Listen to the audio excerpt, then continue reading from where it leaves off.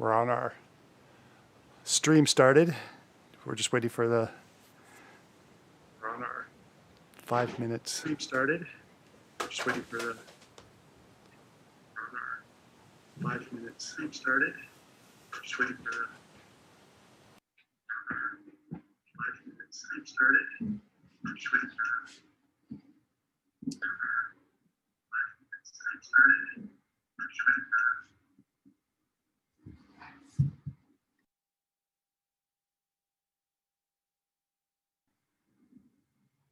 That was an interesting slow audio loop.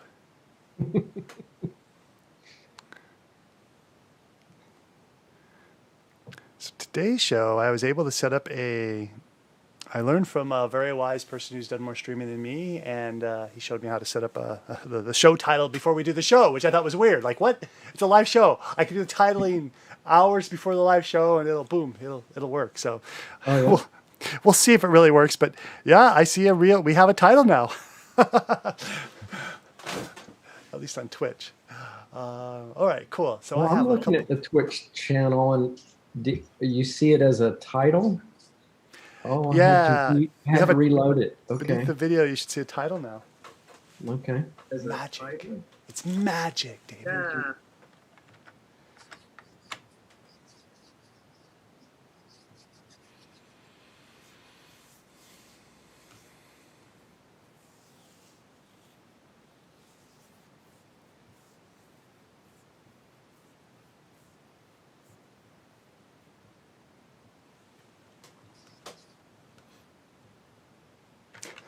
I'm laughing because I actually can't look at our notes before the show because we have too many notes now. I can't find which one it is. I actually can't look at our January 8th note. It's got January 8th on it. I can't find which one it is. January 8th note. It's got January 8th on it. What?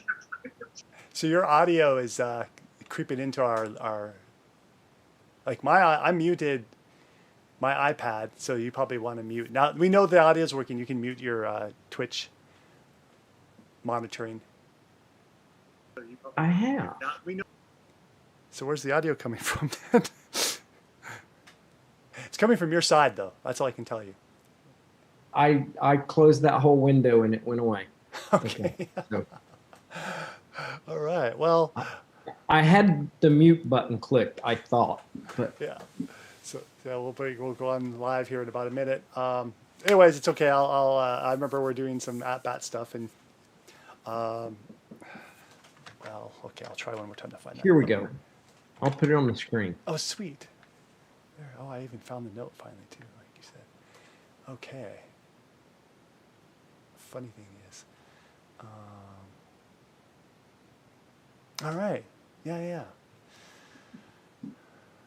Close down some of these browsers.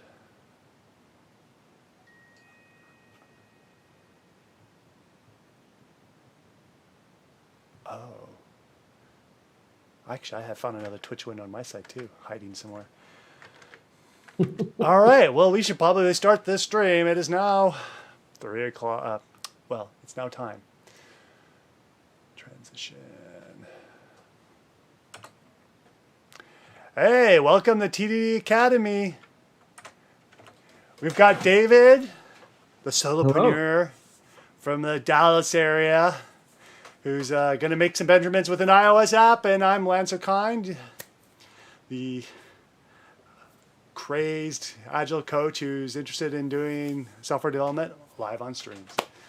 Live on stream. That's crazy talk. Yes, sir. It's been working so far. We've done maybe 8 or 9 of these things. Yeah, no, it's they're adding up.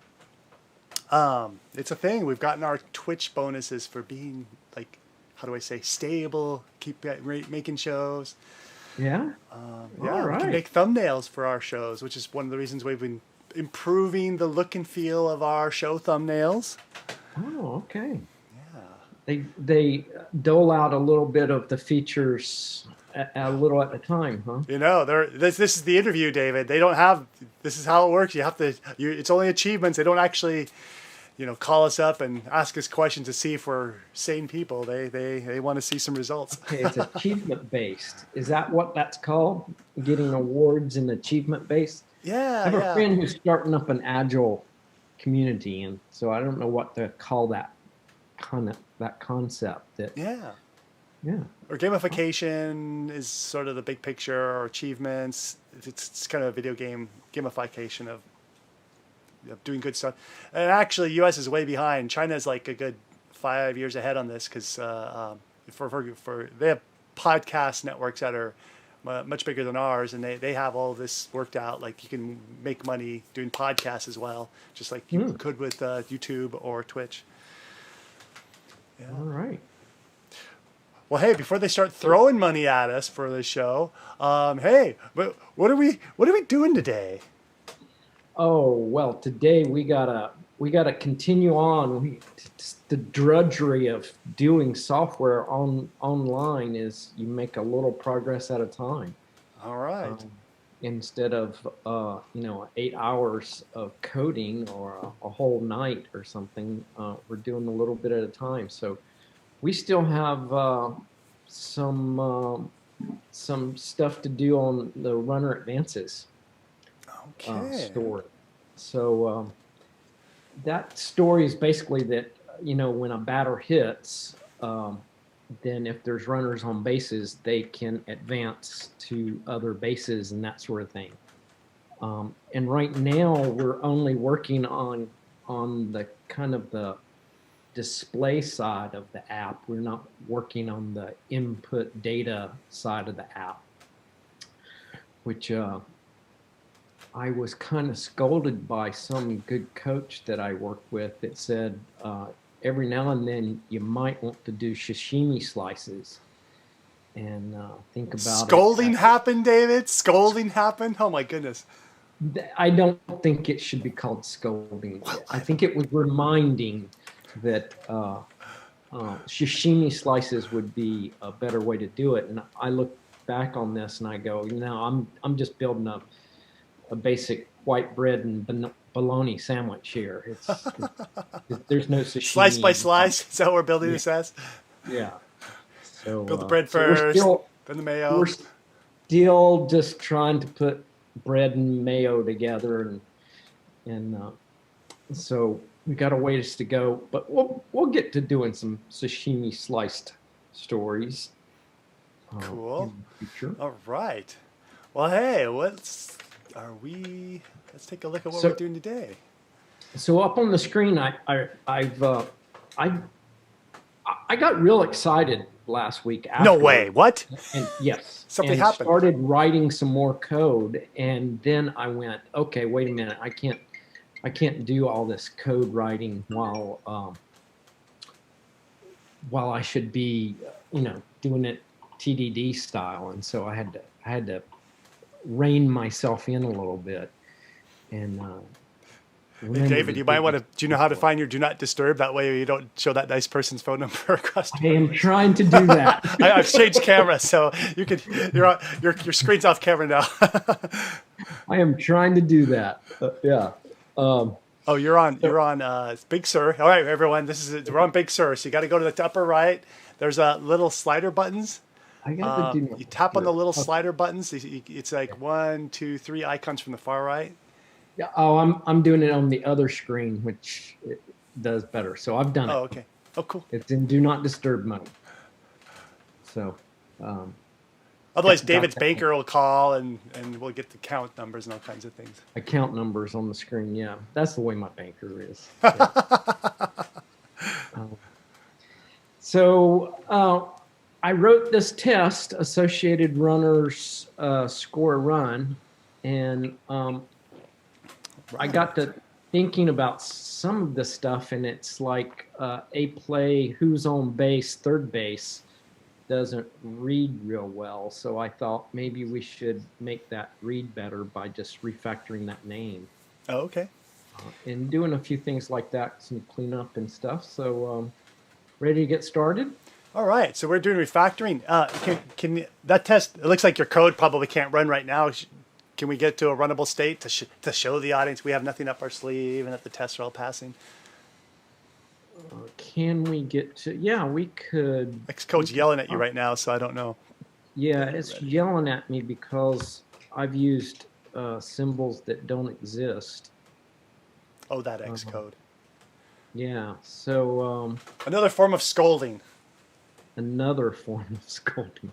Yeah, so I think that's a runnable test, and I ran these tests Boom, just there they go. a little bit before I All came right. on screen here just to make sure everything was working still. And Yeah. so it's all working. We got green test everywhere. You want to do that refactoring then? Yeah, let's do it. With the green on? Okay, Yeah. so we want to go over to the play and change that function who's on base to just who's on, and then the base comes next. So we're just going to rename that. Cool. So I can do the refactor rename method inside of Xcode, and it jumps it up here, and I get to rename it who's on. And you see all the other places that it's renaming it. You're missing your syllabants. Who's? Oh, do I need an? Well, it was up to you. If you mean who on, that's okay. Who on or who's on? No, I'm trying to make it read right. So sorry, I need a who's. There we are. I agree. That's Okay. what. All right, now I'm going to click the rename, and it's going to do its job. And then Boom. we're back over here. Okay, great. And then if we go into playtest, I So think David, if we had any, oh, sorry, maybe you're headed that way. If we weren't sure if Xcode did a great job, what would we do to make sure there were no new bugs added?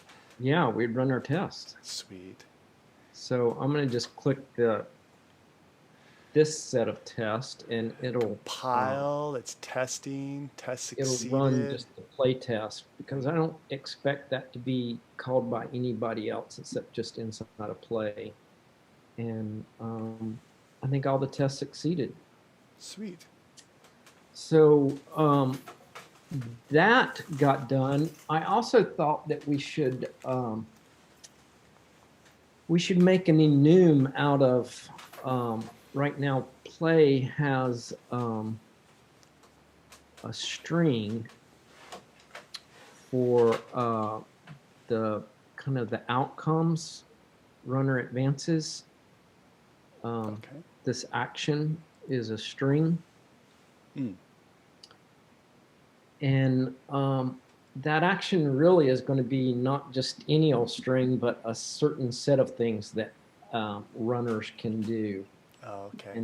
And so because there's only a set, it's a finite set, it's countable, it's a small set. We would like to do it instead of a string, because if we use strings, then we got to check the strings if they're right all the time, and that's a big hassle.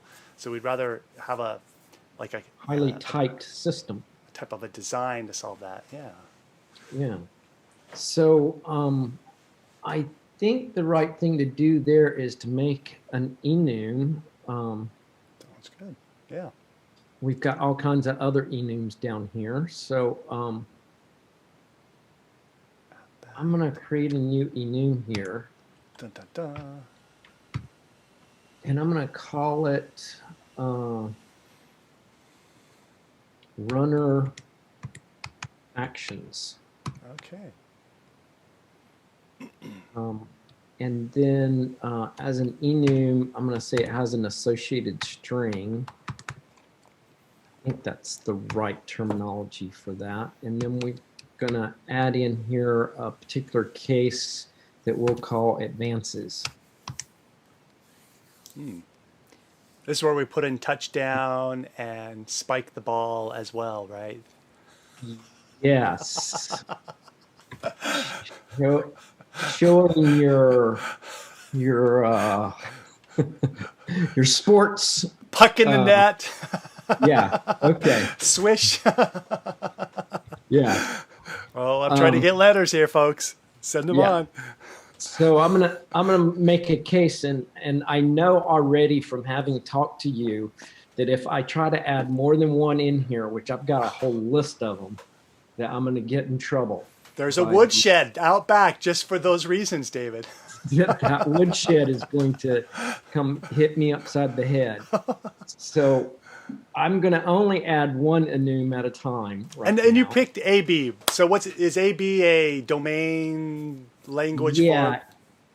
it means advanced by batter number, and there's usually a number after that, but we are not going to add that number after it. And it's usually the batting order number, not the jacket number or anything like that. So there's all kinds of different numbers. But for right now, I'm just wanting to get the basic types of how a runner can advance. Like they can steal a base, they can get advanced by a batter, they can,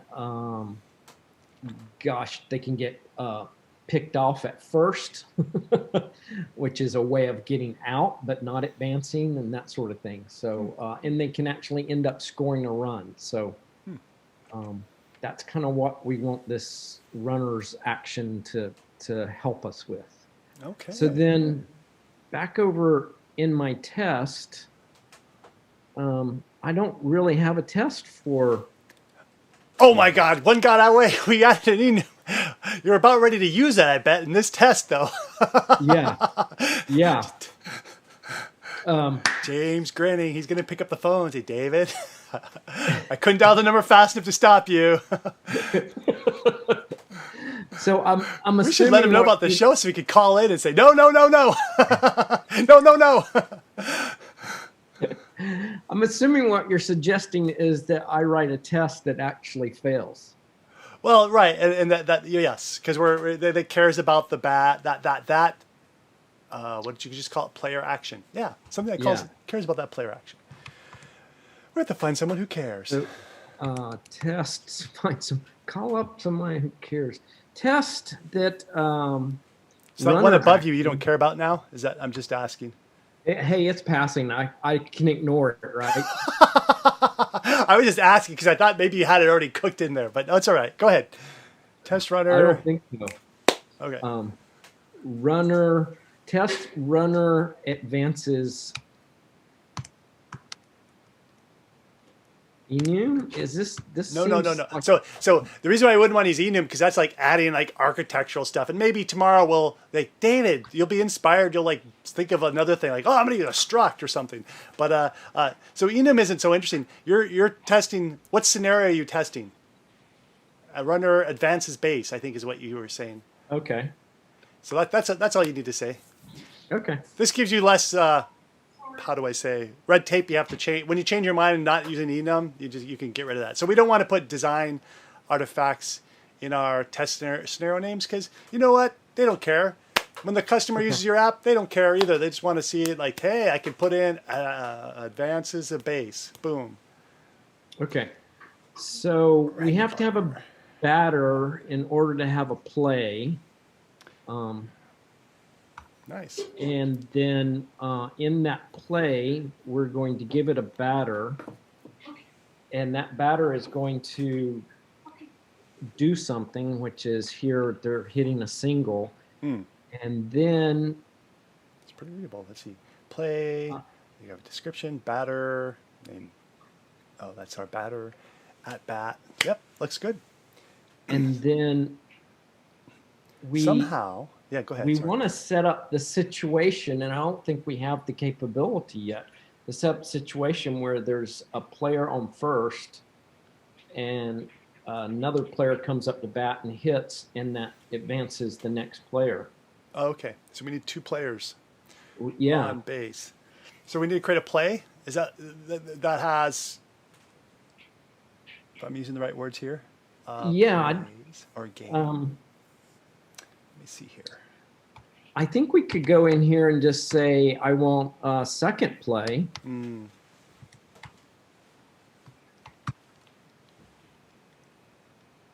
And let that second play out, which would be that it really should be a different batter, but for now we can use the same batter and have two singles. And that way, I'm thinking that somewhere we're keeping track of who's on base. Yeah, But that's not actually happening. To make it a little bit, so there's a bit of a. I hear that right now we don't care about unique players for sure, but my feeling is we want our test code to reflect our intent a little more. So I would put a second batter. Okay. Just copy. Oh wait, I said the C word. Let me see if the copy paste cop's around. I don't see him around. So I think if you copy that batter and then call him something else.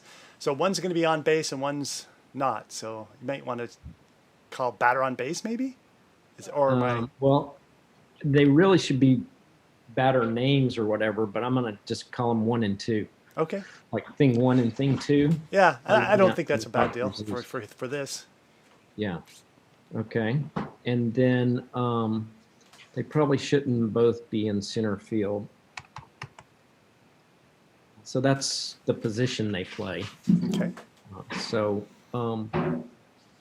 now we've got 2 random players, and batter 1 and 2. 1 gets on base, and then 2 gets on base. And so we want to know that we can do a runner advances technique here, where this should probably be second base. Okay. And interesting. So like position dot center field, the Swift infers what enum you mean because of the position of the argument or the argument. And so it's optional to mention your enum type, basically. Yes. Cool. It is an optional thing, I guess. It can be inferred. It's exactly the terminology they're using. Inference. Sweet.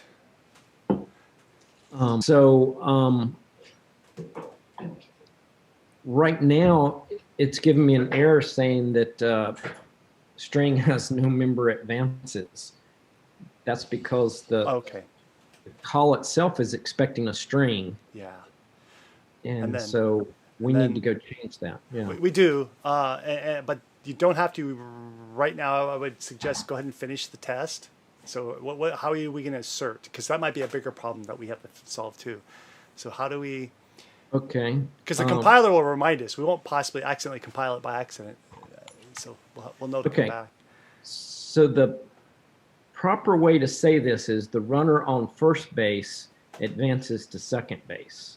Okay. Now it doesn't read like that. Maybe we can fix that. But then we need to assert. Advances to second base.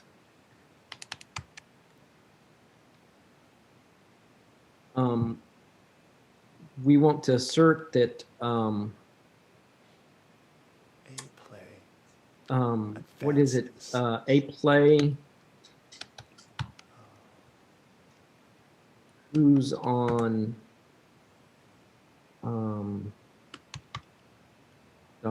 second base would be, and that should return us the player's name, I think. Yeah. Now we'll have to have a more unique name. We can no longer get by with random player. Having 2 random players will be confusing, right? So we want to establish it's the right player. Yeah. How about just call it batter 2 as a player name? Okay. It would be runner. Which is batter 1, which is the runner, and this is batter. Ah, nice. Now we know what to name those variables too later. Okay. Runner and batter. Okay. So I think then this will supposed to return us runner. So folks, those of you who saw previous episodes, you may have seen me suggesting to David to don't change all those fancy batter names unless you know you need them. So he kept them generic, but now we need 2 different batter names so we can differentiate what player is on what base now. Yeah. So I think. Okay. I think that's. I think that's looks good to me. A valid test. Yeah. And you did say a comment here, and I'm not sure I really grokked it. On line 85, you said something about the readability, or is that right, or is there something we need to change yet before we say this is what we want to do? Yeah, well, I don't think it's right because it reads as runner advances, Oh, base, first base, oh, when it's runner on first base advances and it's implied then to second base. oh. So we want to switch the order, I which I think so. think you can do right now because that's why they have. That's why Swift has. What am I trying to say?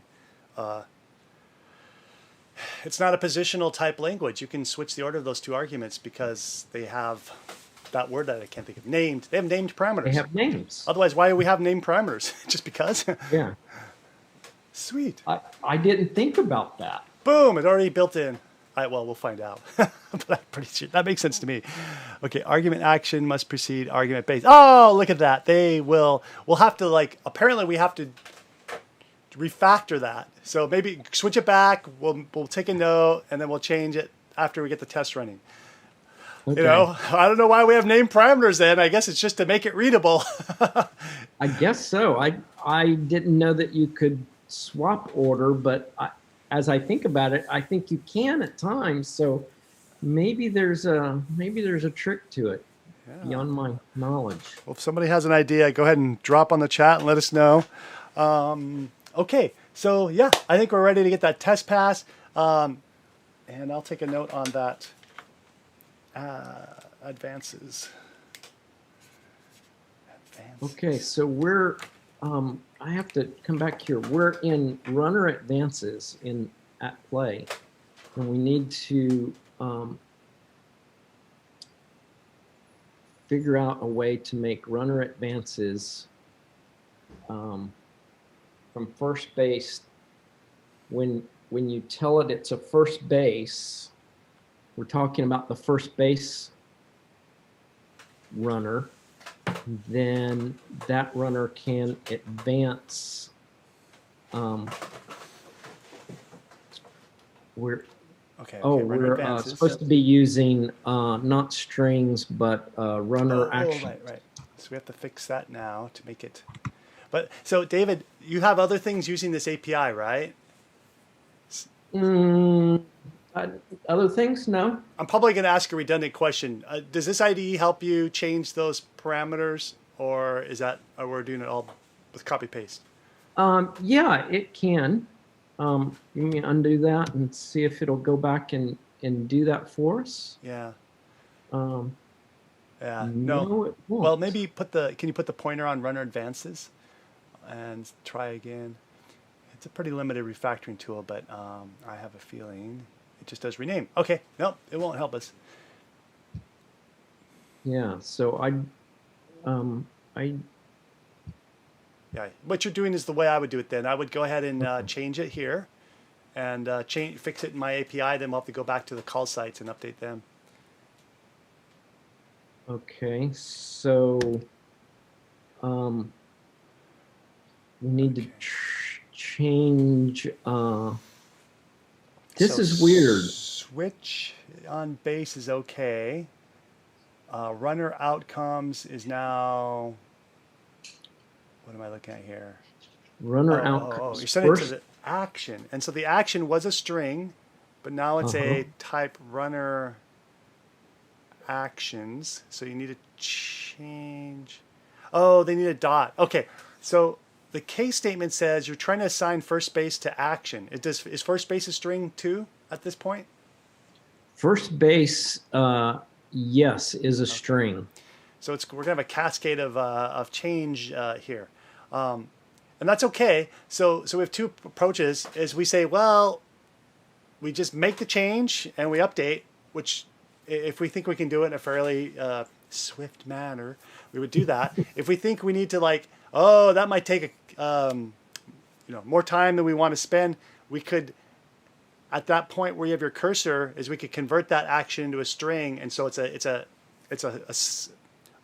more baby steps in the refactoring rather than take the big step. So I'm open either way because I can see most. What if I do raw value?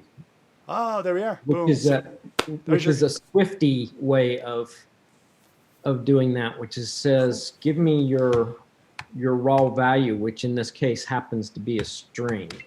So I'll go ahead and add to our chat another, just this is where I'm taking the notes in the chat and say like, oh yeah, come back and fix runner outcomes, update runner outcomes. Because folks, you know, us developers, we get busy and we check in the code, we take a break, and then we come back and we sometimes forget some leftover details. So I'm taking it you don't like this, the fact that we're converting that action to a string instead of using it as its type. Well, okay, so that's fair enough. So I would stick with my, you know, I don't like to be obsessed with those primitives. They're nice, lovely people, but come on, David. So I try not to use strings. That's very, very primitive of you. Okay. And I would use the same type safe element all the way through until I start having to represent it in the UI. Now, if you were going to turn around and send render outcome directly into something in your UI, I would consider that maybe it should be. If that's your, so it's called model view model. If runner outcomes was your view model, it's a model that's designed to go from your middle tier to your view, then yeah, this might be an appropriate thing to do, because ultimately our UIs are, there's a bunch of primitives that it needs to paint that on there. All right. So that's where I was at. Yeah. Okay. So let me see. Have I got a valid test, a valid compile yet? Probably not. You have to update those other raw values, right? Or don't you? Oh, looky there. I've got to now come up here and fix these previous tests that are getting strings passed in. Oh, look at this. David gets to add more action. Boom, because there's tests for him already. Well, hey, man, you like this part. You get to flesh out that enum. You got your way, David. I wanted to flesh it out to start with. Let me see. Okay, but Lance doesn't listen.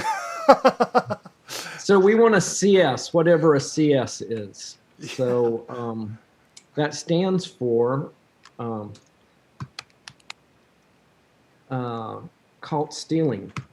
Oh my goodness. Caught stealing the base.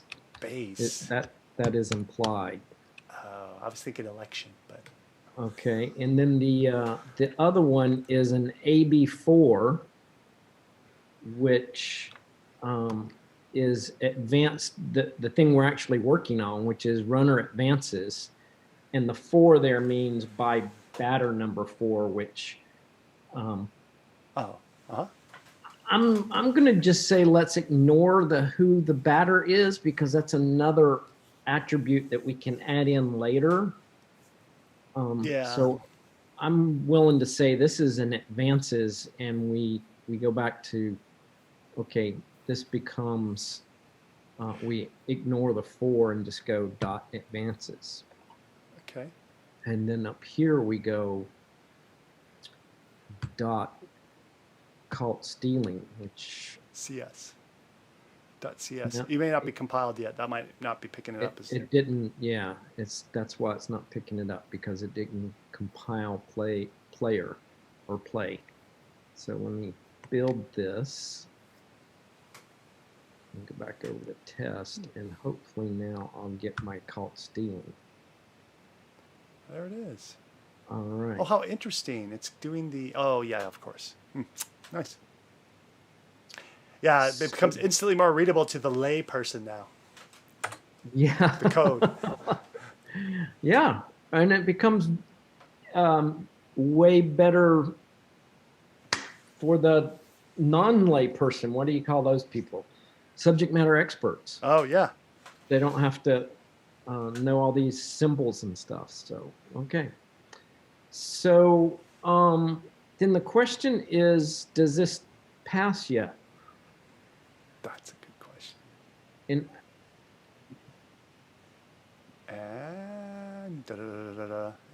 yeah, we got so emptiness. It does not. Dear runner, So on second base, they have no one, is what it's saying. Oh, Yeah, it's empty, which we actually need a way to describe that it's empty, not just make string. an assumption that empty string means empty. That's poor practice, I think. So not very explicit. Yeah, too Yeah. unclear. yeah, and so the problem is the personnel first didn't actually advance when we did the advances. We didn't record that in any way. So we've got to go back to play and see if we can make this code up here work for us. All right. So I think if you're called and you have a case where we're going to figure out which base you're on, and then since this is all about runner advances, I'm trying to remember. I think we can go something like if runner action dot raw value equals AB. Is that the right syntax? Oh, right. Looks good to me. I think I compare. Yeah, shouldn't have any problem comparing strings that way. Yeah. Then if we have a action of advances, then we have to go. Oh, hang on a second. Okay. Actually, a little bit better way is to use if action equals no raw value, caught stealing, runner action caught stealing. If I pick the right one. This way, we're doing the type safe, and you don't have to like pick out the strings. And so in the future, not that this will happen, but in the future, like 1,000 years from now, they update the language of baseball scorekeeping to CSS. Ooh, cascade stealing something. Cascade shoots, yeah. Mm-hmm. Yeah. Okay, so yeah, that reads way better and it's way swiftier, right? Well, yeah. Well, it's type safe at this point because we're not just doing string comparisons, and it actually would be faster because if we're trying to squeeze every little detail out of the little phone, comparing strings is more work than say comparing. That turns into I don't know, maybe a hash something. It's going to come out to be almost like comparing does 1 equal 1 does in speed. Okay, so if the action is advanced, then we want the runner that is on first base to move to second base. Yeah. And so we want runner outcomes dot second to equal something that means I'm on base. Okay. Oh, that's a good.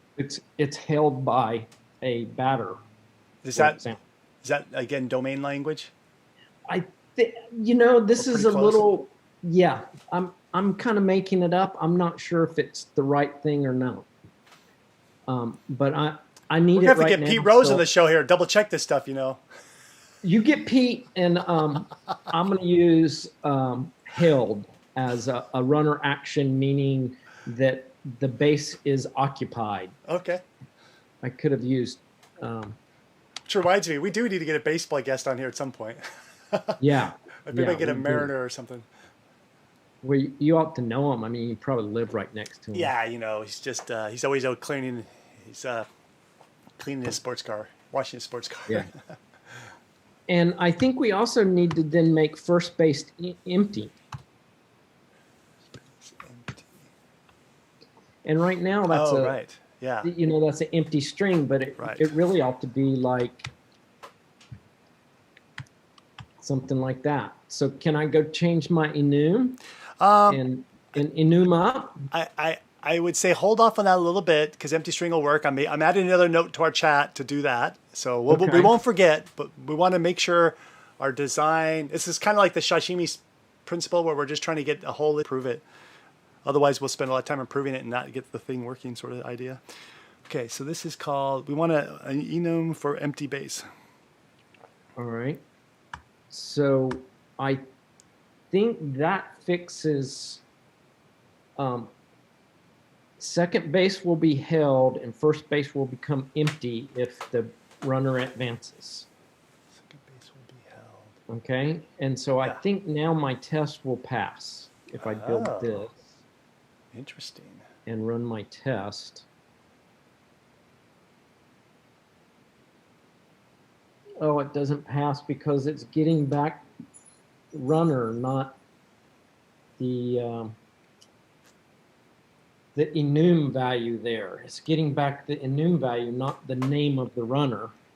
Oh, who's on? So our who's on isn't working right. All right. Well, who's on is getting the enum, which should be that it's held. It has a runner on it. That's what this H means here. Who's on second base? Do you think it should return a player rather than a primitive? Yes, I do. Oh, okay. It really should return a player if there's a player there. So should we go change that? Yeah, let's try that. Okay. We should really get back batter one rather than. Okay. Or you can assume second base is a player and do a batter one dot name if you want, or number or whatever you choose. Okay. So we don't. All right, in this thing, we don't have access to any of the actual players, so I don't know how to do that. Okay, so we are in, let's see, what are we in? We are in a runner outcomes. And runner outcomes, can you scroll over that? Oh, that's right below there. So it's first base, second base, third base. So it has base information. Okay. So either runner outcomes needs to store player or the base needs to store the player. Whoa, that's an interesting idea. So the base holds the player. Yeah. In the vernacular, I guess. At that point, bases can no longer, if we do that, then bases can't be strings anymore. They have to be an object to reference the player. It sounds okay to me. I don't see any, I can't imagine a problem. Oh, what do you think? Should we try that? Well, I'm trying to think of, okay, let's think of an alternative. So that's one idea is we make. Well, I don't like it now because we've got failing tests that we're not refactoring. I think that's a refactoring, isn't it? It is. But so, okay, well, how do we get it to, is there an easy way we can get it to pass? Yeah, I think the easy way, I mean, we're just using a string here, so we can do this and it'll pass because we understand what we're supposed to do. And I need to add something here before James Grenning gets on the phone. I'm going to ask for, where's that at? Request remote control, David. I'm going to do this. Oh, okay. I'm going to add to this test. Before James is picking up the phone. I can feel it right now. He's getting ready to dial us. All right. So there's something that happened here. Wow.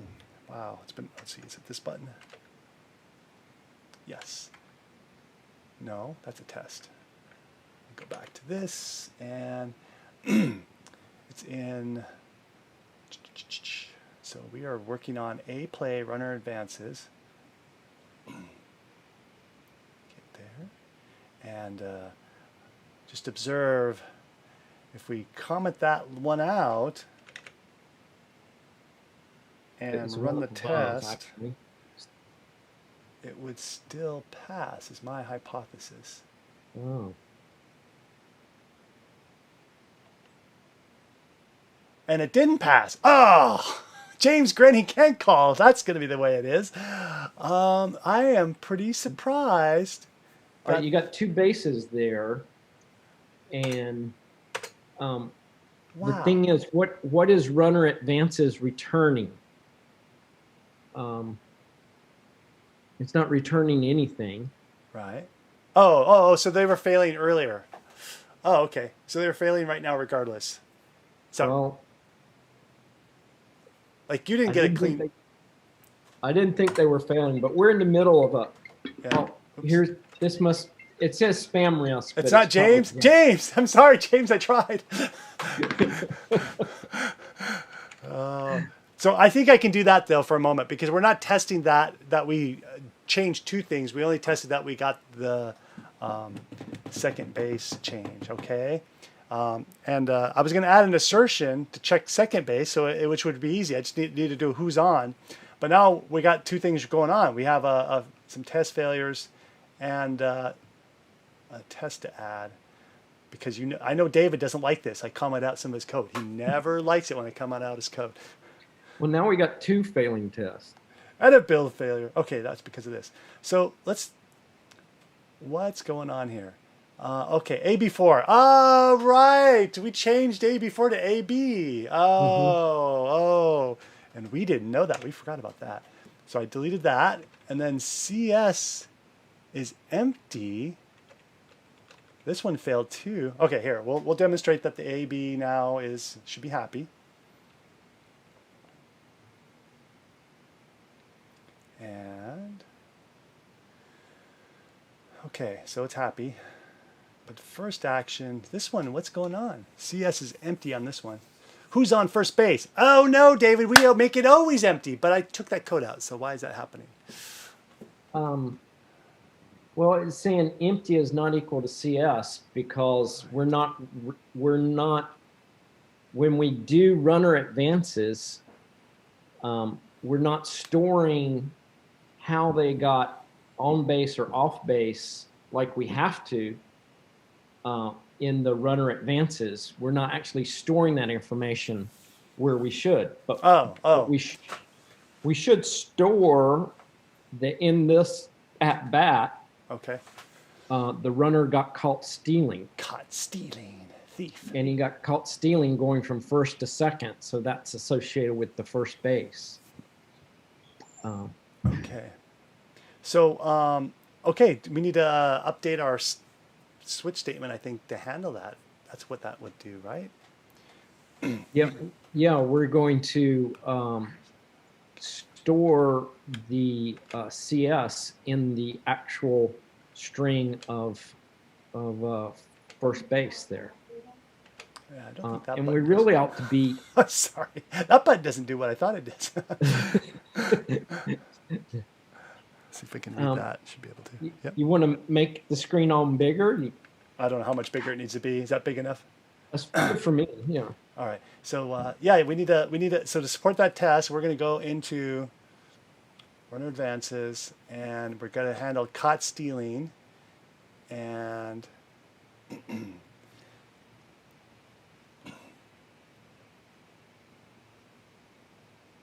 so there's a case for caught stealing.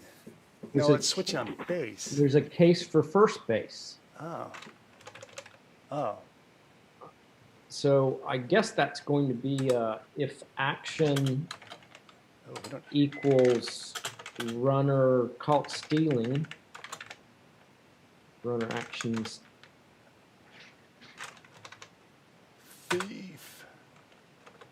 Oh, gotta do a brace over here. Yeah, I don't know if you know this, but those parentheses are option. We don't have to use them if you don't want to. It's up to you, man. Oh, really? I'm just trying that out because it gets rid of some of the, I don't know, extra stuff your eye has to look at. Okay. This is what happens when you read the Swift language guide. You think, oh, I didn't know that either. So I said, I'm going to try it right now. Swift is trying to do a lot of inference and optional stuff. Yeah, it's a modern language. Okay. So now we're caught stealing, and our runner on first base is empty. Is that what the test was looking for? No, we want to record. We want to record on first base. So runner outcomes dot first base is equal to runner equal to action.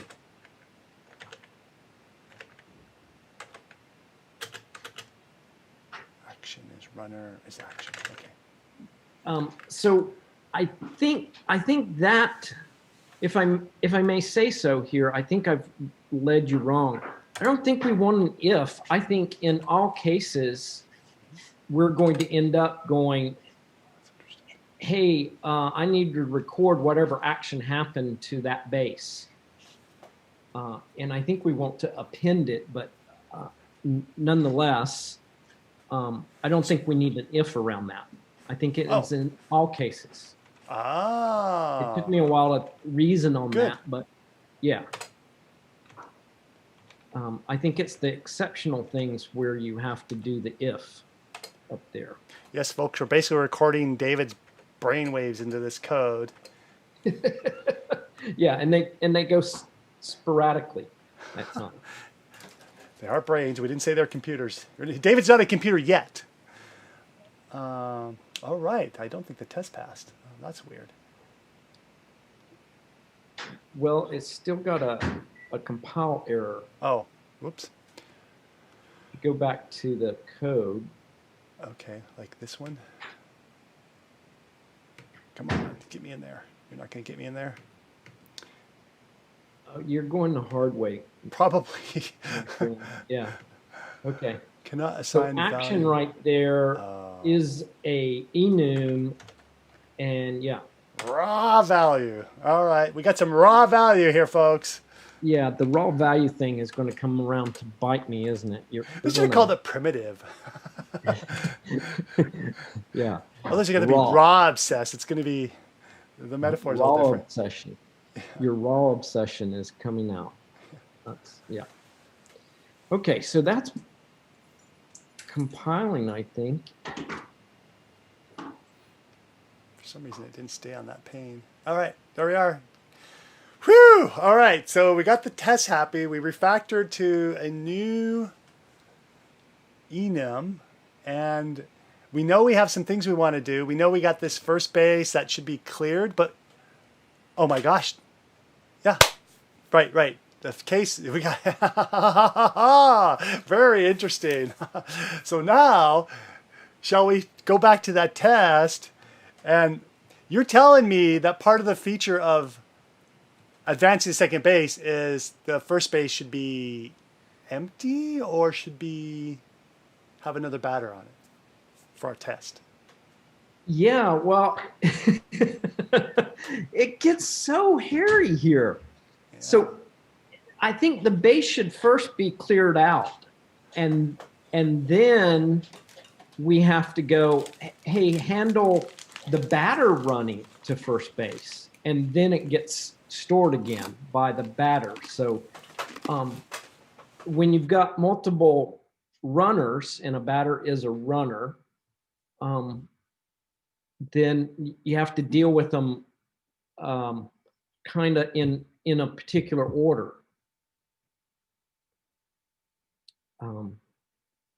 So this gets very, very complex. And I think we're going to end up with a lot of tests. So keep writing. Have you got working test? Passing? Yeah. All right. Yeah. Player. But I also want to assert that after this play,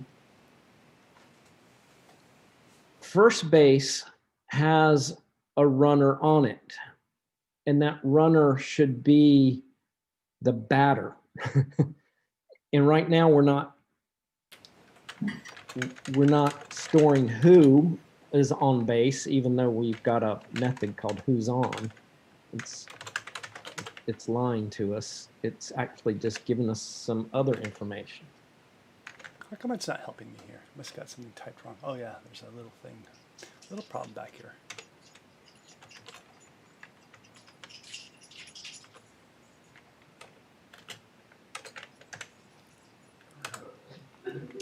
Okay, so who's on first would be as is. Okay, what does this mean now? We really want it to return. We want it to return not a string, but the player. Yeah. And so we're ready now to inject. Okay. I think by putting in here that we want first base to come back and be player one, batter one. So we just always want the player now, right? On all of these cases, to be honest. Is that fair? it's weird. We still have to we're still going to have to maintain those strings because those strings are important to give to the scorecard. But we also want to know who the player is. So we really want two things coming back. We want to know who the player is and any of the annotations that happened for that base or that bat. Okay. So we can like make strings that are fancy and have like blanks in them and stuff like that. Or we're going to have to return a structure that contains that information. And then the test can inspect it to see if it's correct. And what do you think about that? Because I would suggest that anytime you start going down the route of strings, you're going to get in a fancy world here. It's going to be easy to code, but not also a lot of trouble. Like you can do the runner name, you can do H, and you could say, you can list his girlfriend here. All kinds of stuff could be in the string. and now we're gonna have to write tests that are all about string assertions, right? And so I think we need either we need an existing data structure returned here, or we need another data structure that I'm hearing when you go who's on, you're interested in a bunch of stuff. You're interested in the player. You're interested in what base the player's on. Do we have a data? We know what base because we're going to pass that right after the who's on. True. So we know that. Yeah. So we just need the player? If we think we just need the player. Okay. All right. So if we just get the player, how? No, we're going to need more. So let's start with this. Let's talk about what we want here. We want it to be batter 1 on second base. That's what we would like, right? Uh-huh. And maybe it won't be exactly that object, but let's go with that for now. Or maybe we have to do a dot equals. But I think that might actually work. We'll have to maybe test that assertion later if something goes weird. And then let's see if we can make that work. All right. And if we go back to here, you can take over any time. I like you driving. Let's see here. What do we got? We have. So I'm trying to remember the player object. So we're in play. And the player object is a name string, their jersey number, and what position they play. What we need to do is we need to get it from somewhere. And so there's a batter? Yeah, I thought we had a list of players stored somewhere, but maybe we don't. Am I out to lunch here? So I'm in a play, and a baseball play typically starts with a pitch, yada, yada. And I feel like the play encompasses all the players that are on bases when we're batting, it sounds like. Mm-hmm. Okay. So it sounds to me like when we haven't done the first step of that, which is a batter gets a single and goes to first base. Okay. And so okay, so maybe we need to do something about that. So if we do that, and the action would be in play dot runner advance. That's an action, I assume, to get on base, base hit or something. Yeah, it's actually down here in the other stuff, which is it's a single, which infers that the batter runs from batting box to first base, and then we need to store them. When 1B happens, we need to store them on first base. So we need to keep our player track of that in the play. And what kind of collections does play have right now? So if I scroll up at the collections, what kind of information does it keep? It keeps a number. I don't know what that is. An ID. Oh, okay, I know what that is. Structure, and it has a batter, so it knows it's play. Oh, wow. Okay, that's interesting. So we have you already are keeping the batter. So init takes a batter as a player, and after the so on their first hit, let's switch back, write a test that does a who's on, single, get back the player, and then then we go back to our other test where we got 2 players out there. Yeah. Code 14. Okay. So do you already have one that's about a single, getting a single? Yeah, up top, probably the first, the runner first action, runner on first action. Is Right that here. this one? No, next one down. Okay. Okay, cool. So one thing I would suggest is I like that you say, I want to adjust your naming convention. Are you like, tell me, can I adjust this name a little bit, or is there a reason? Rip and tear there, make it better. So here's a suggestion, is to go ahead and mention what API you're testing, which is runner advances. So that's like the developer speak, and now we marry it to the scenario. So the scenario is caught. This is a caught stealing, though. Yeah. So This is the wrong one to be dealing, because it's caught stealing, and it shouldn't be. I'm gonna leave this second piece here. Well, no, I can call it caught stealing. And Yeah. let's see if it's this button. Yeah, caught stealing. And that's the scenario. Okay. And this one is test AB atBat. Okay, advance on base. Okay, cool. So here, same idea. We're testing. So you're going to see a lot of runner advances in here. Test runner advances. Advances. And the scenario is single. Is that okay if I call it that, or do you want me to use AB? I'm okay either way. So you're the domain expert. What should that? Single? I like it. Mm-hmm. Yes. Oops. Single. Okay. And so I use an underbar to kind of break up the that there's 2 ideas there. Okay. Okay, so now we got our batter, we have a play, and we have a who's on second base. Why do we have somebody on second base? It shouldn't be. Yeah, that's. Okay. Yeah. And it should be AB? No, what we really want, right. and this Sorry. the thing is, we want that thing to come back and give us the batter. Yeah. Yep. Which, yeah. Cool. So we want to make that test pass, and then later when we have multiple players, that every time somebody comes up, we're going to have to figure out how to do a batter after the. So we initialize with a batter, and which I think is sensible. Conflicting arguments in generic parameter T versus batter. Okay, cool. So first base right now is not returning to us a player, and if I change this, we're going to have to do some stuff.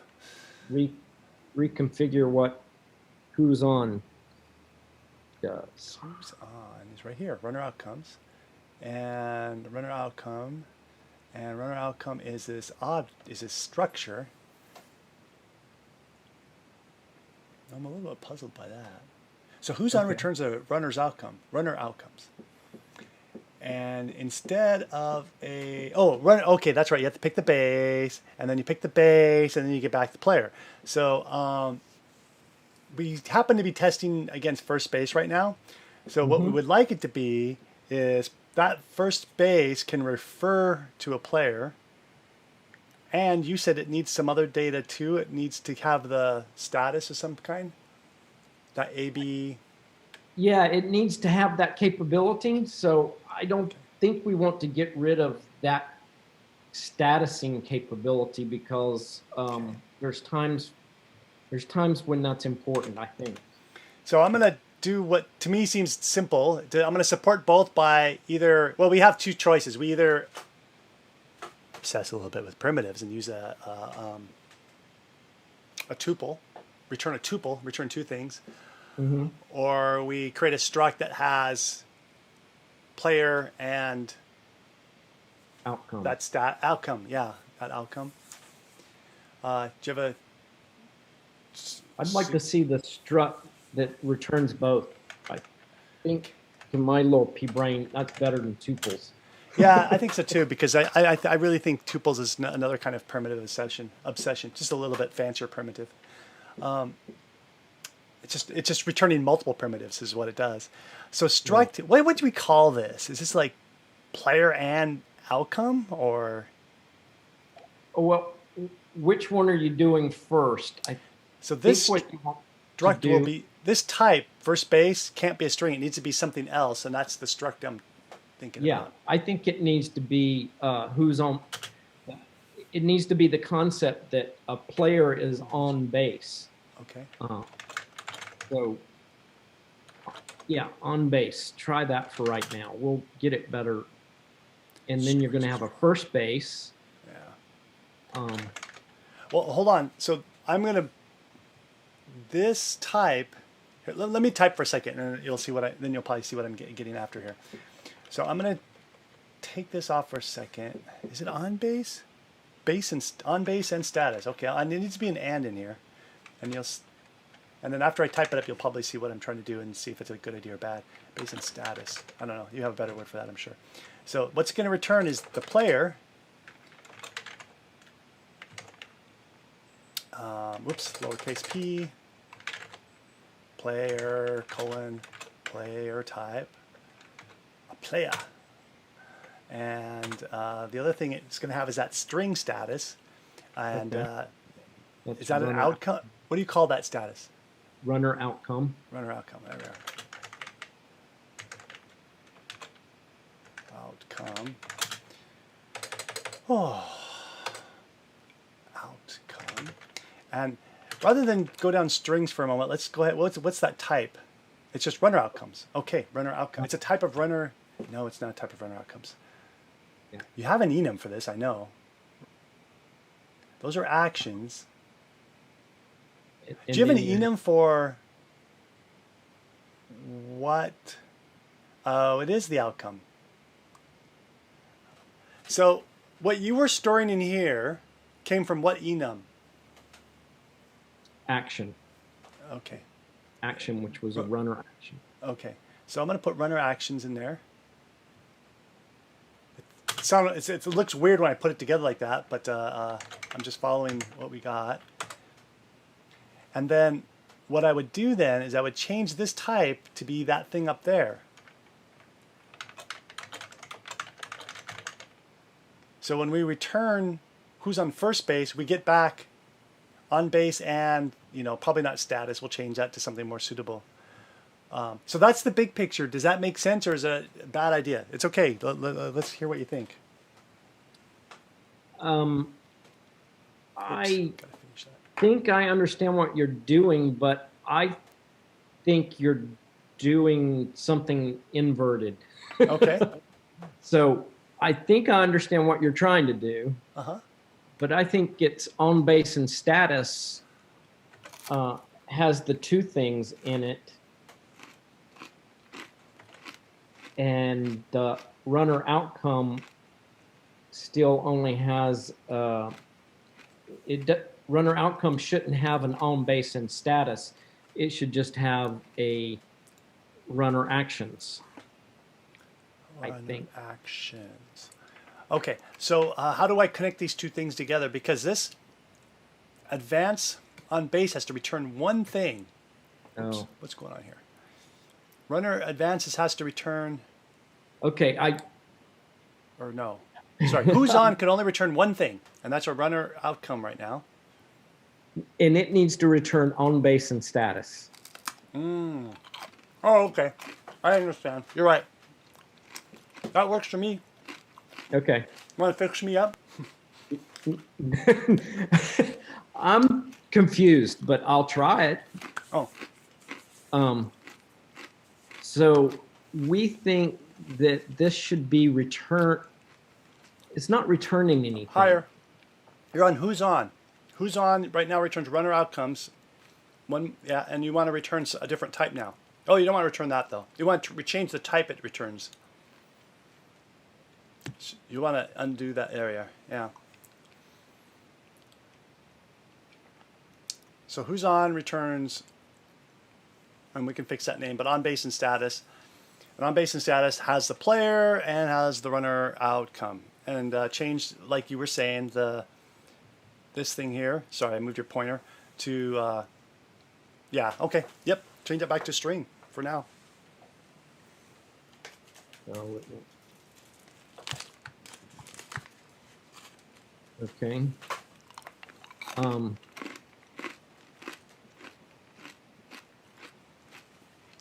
And then line 62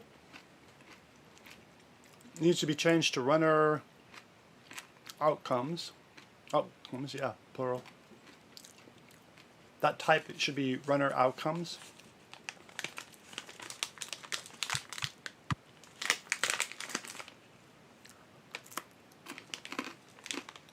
Okay. I'm all right. So,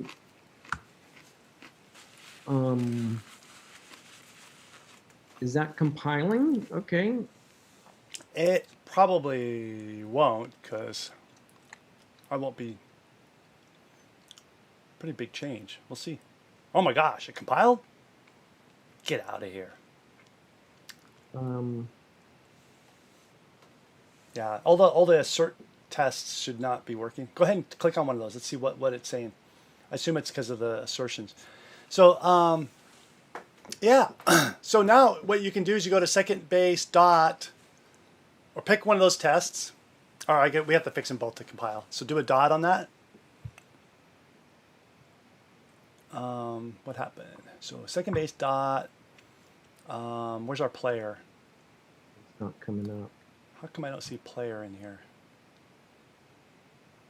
It, Called player, right? sometimes it's the stuff afterwards. Oh.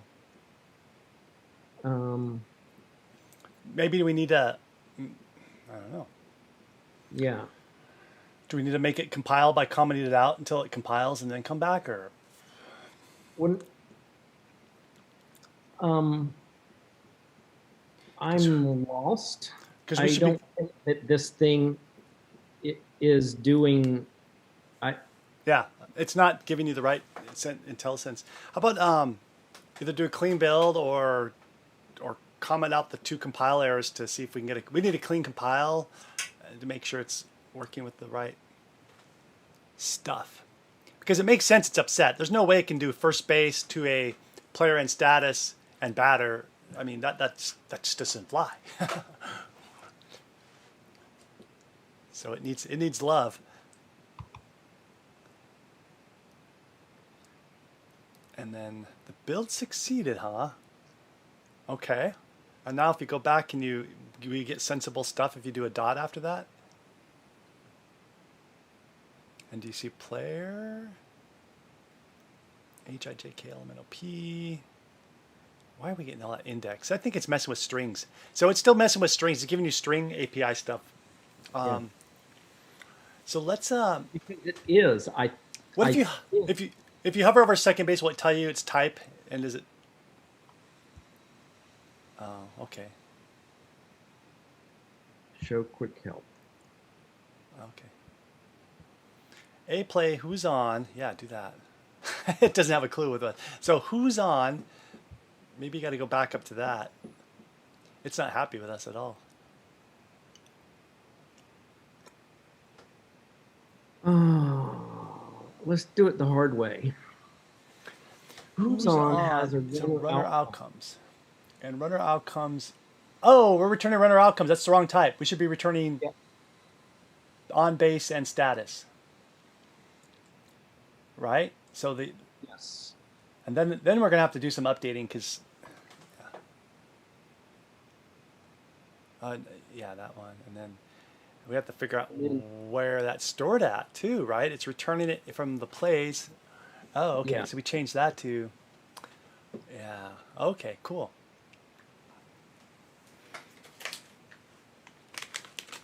And base and status is an empty thing.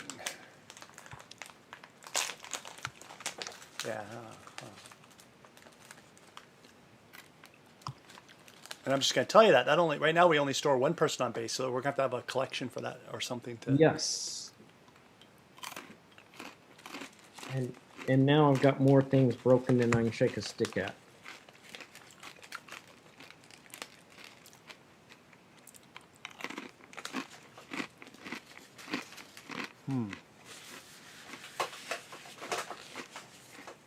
All right, I just got rid of runner outcomes, and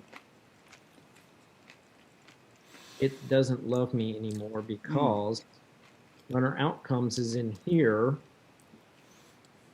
as we were storing those things.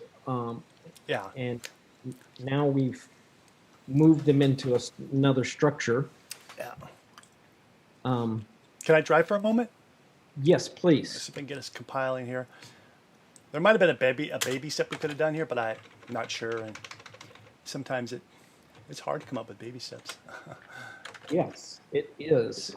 And there we are. So now we'll have a lot of tests that are failing about runner advances, but it'll compile. And missing argument for parameter type player. So on base and status requires, do we have to initialize when we create a struct? Is that why? Okay. I have to have an init. That's empty. Inits are implied. Okay. So why do I need a argument for this? For player. And okay, so it's implied, but I have to tell it about it now. Oh, you have to pass it in. And I don't want to tell it yet. So I can maybe tell it later. So let me get rid of that. And then in init, now in init, we could do it there because we know who the batter is, and then we have a player, but we don't. I guess that's okay. Well, what do you think? We need to, on a new player, we need to init all the bases to empty. New player, we need to init all the bases to empty. Except only if they're empty. I'm sorry, that's not right. Don't do that. The bases are independent of the batters, right? Yep.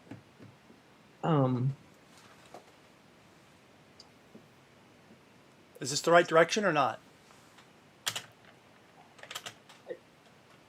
I can't tell what direction you're going yet, so I'm just trying to get the base status initialized to a new, whoops, a knitted base status. Shit. Get in there, BASE status, da-da-da. And then I got to pass in a player, which I have now. You've got a batter. And then I need to say something about the base state because we didn't make that optional. That one's gonna be a little more messy. So what's the status of the base when we're not on? They're all empty. Oh, okay. Base and status, runner outcome. So I have to give it a runner outcome of empty. Oh, okay. And we don't have one. Empty oh yet. My goodness. Well, right now they're strings, so let's just give it a new. We're going to give it an empty. We can give it an empty. We init it. Okay. And we stick it there. Okay. And so I think you can init it right inside there, but yeah, outcomes parens. Sweet. Okay, so now that should go away because I did that in the missing pattern. Type annotation missing what pattern? Oh, I needed to say what type, I guess. Yeah, that makes sense. That is on base and status. Okay. Now how are we doing? Can't find base status in scope because that's not right. It's on base.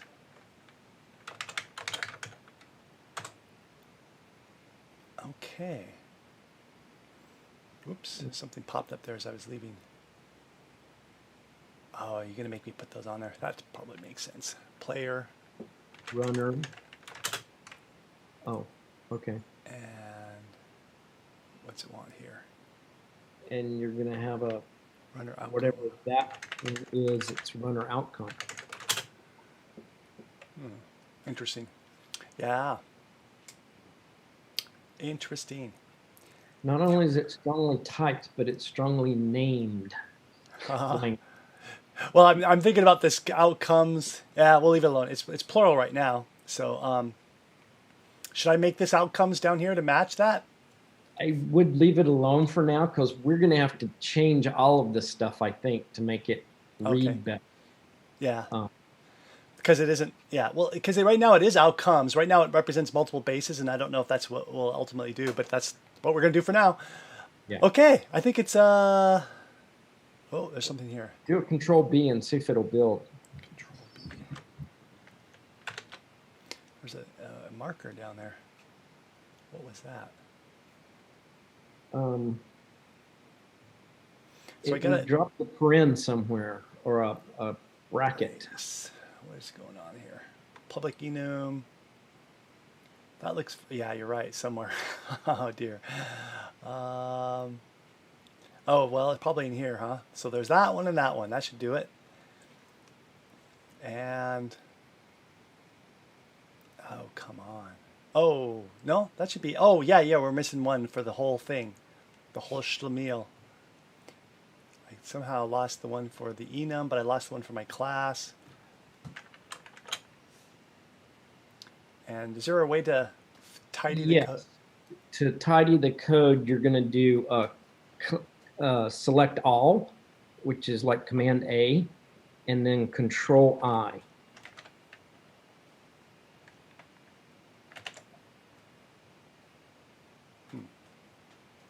Control I. I'm pretty sure that's Control I is re-indent. Yeah. Yeah, that's what I did. So, anyways, can I try it on my end? Yeah, go ahead, please. Maybe my fingers know how to do it, but boom. Was it Control F or was it really I? I is in indent. Did you? Yeah, it's okay. I'll figure it out later. All right, cool. So that's done. Now let's go back to this guy and make it happy. So we should be able to do second base dot, or not second base. It's going to return a base outcome. Sorry, it's going to return something else now. Not who's on dot first base. Okay, I didn't expect this. I expected to see our new struct here. Okay. Why am I seeing the old stuff still? I don't think it's compiling cleanly. Can I do a clean build? Yeah.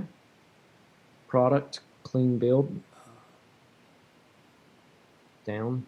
Oh. That one or this one? One below. Clean the build folder is one step, okay. And then build is a second step. I'll comment that out. Okay, no build time issues. Really? Yeah, it hasn't built yet. Okay, sorry. Oh yeah, it's up there, the progress bar. Oh wow. Okay, it succeeded.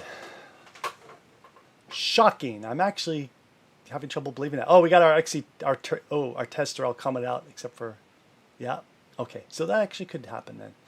Okay, so let's go back to this. Should see something more sensible than dot. Come on. Come on. No, expected member name following. Yeah, I expected it too. I wanted a hint here, folks. I expected it to be player. I think that's what I said in that struct. And I expect it to be batter one. How about it? Well, build succeeded. It's maybe agreeing with you now. Wow. Interesting. Yeah. Come on, baby. I know sometimes might be happy. All right, now why is it telling me all this? Can I find atbat in scope? Atbat? Now that is a compile error, and you didn't tell me about that error until now. Okay, atbat in scope. What's going on here? Atbat is a play. That is a. How is play being a problem here? I'm in a test for play. Well, yeah. atbat.single. atbat has is an enum, and it has somehow fallen out of favor. So it's in the play file, and it's down at the bottom of the play file. I'm going to double check, make sure what we have up here. Yeah, atBat, cool. And scroll down to atBat, public enum. But Okay. you put those things inside the structure at the top, and I think they go outside the structure. Oh, you think sorry, I'm not I sure what you think mean. Do you want to fix it? yeah, I think your paren's in the wrong place. That's what I thought you were saying. Oh, there we are. And then Um, the function. So these structures are outside of your class. That's the outside intent. of the play class. Okay. I was sticking them inside, but yeah. I'm not attached either way. Um, Okay. I think that's the end of the play class. Okay, cool. Let's see if the tests run.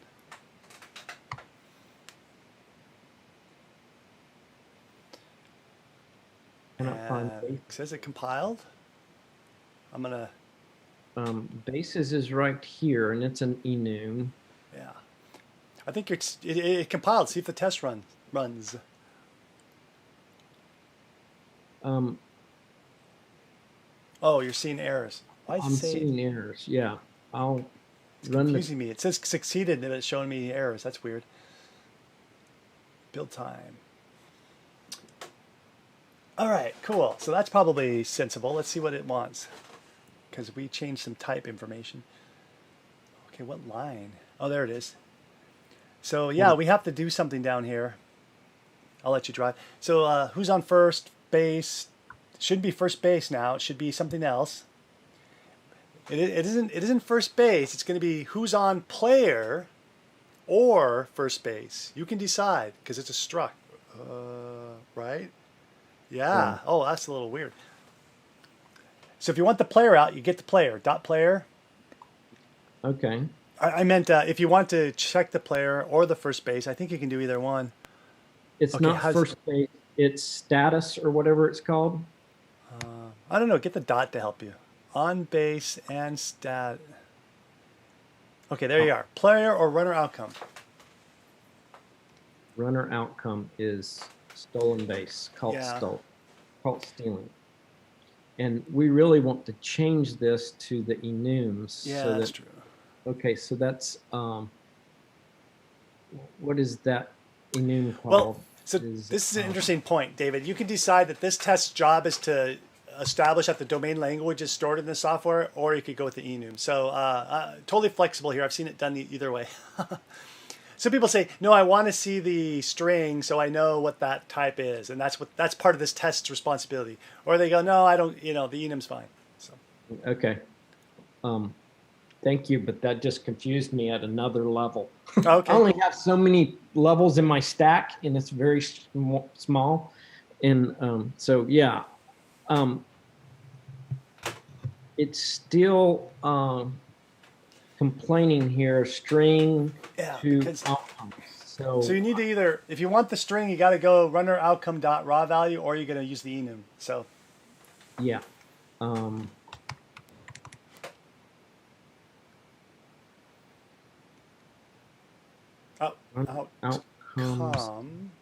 So outcomes is different. That's got multiple things in it. I think it's out. I don't remember the type now. We might have to go look. It isn't outcomes though. That's for sure not right. Runner outcomes is there. Runner actions and bases and atBat. Is it atBat? No, it's a runner action. Oh, okay. But this is doing runner outcomes. So now we're not in sync here. Okay.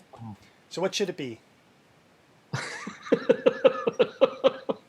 Damned if I know. Well, so outcomes is a weird thing. So outcomes is saying, I'm going to tell you about what's going on all three bases. Okay? And runner action just tells you about maybe what that player's just did, past tense. So the nice thing about runner outcomes, or the bad thing, it'll tell you about that status on all three bases, as well as what player. So it's a little weird. I don't know. Oh, If you want a suggestion, I'd say use the simpler one, and don't use the collection until we know we need it. so are you saying here that this is an runner outcomes No. first base? Yeah. Well, okay. Yes, sir. Like That's exactly that? what it is. And then this thing, that first base is a string, I think. Yeah. That'll work. I'm squirming because I don't like it because it's a string, and I don't like the outcomes is a little weird to me. But I'm trying to get us to the point where we got something where we did the major agreeing that our refactoring of. names are not well named because I haven't modeled this and run through it enough to go, I understand it all. I'm making it up all as I go along. Nice. That's the most efficient way to do it. Okay. All right. So what else? Will it run? Build fail. Okay, we have one more of those to correct.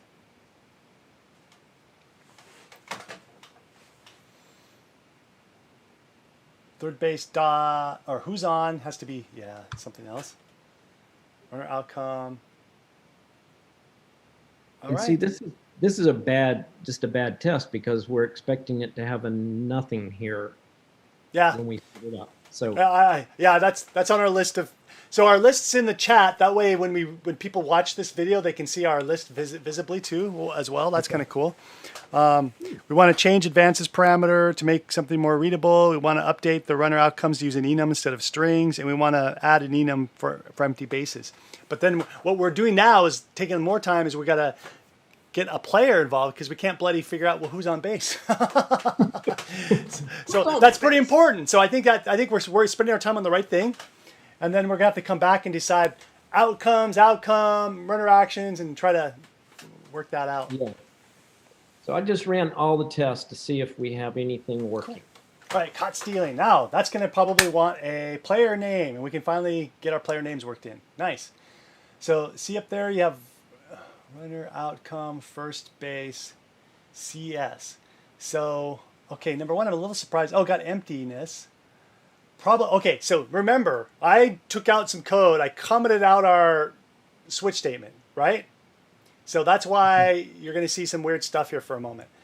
So I would say, hang on a second. Let's not even worry about that switch statement first. Let's just write these tests for the player to see if the player got to the base before we go put that code back in.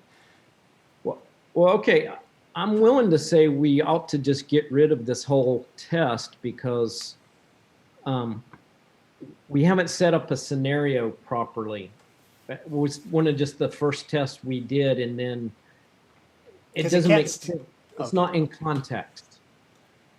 All right. Do you want to just skip it, or are you going to delete it, or whatever? I'm going to comment it out for now. Okay. Hey, I learned about, what is it now? Oh, I don't remember now. Is it XCT skip? Yeah, I used it once. Oh. I didn't use it enough to figure it out, but when I used it once, I went, oh, I don't like that. Okay. I don't remember what I didn't like about it. Yeah, I don't remember. But I ended up liking comment the whole thing out, which is really just one keystroke. Nice. Probably because they don't have good tool support or something. All right, so that one, we're not going to worry about that test for now. And we have test runner advances on single, and we have a test here that says, hey, who's on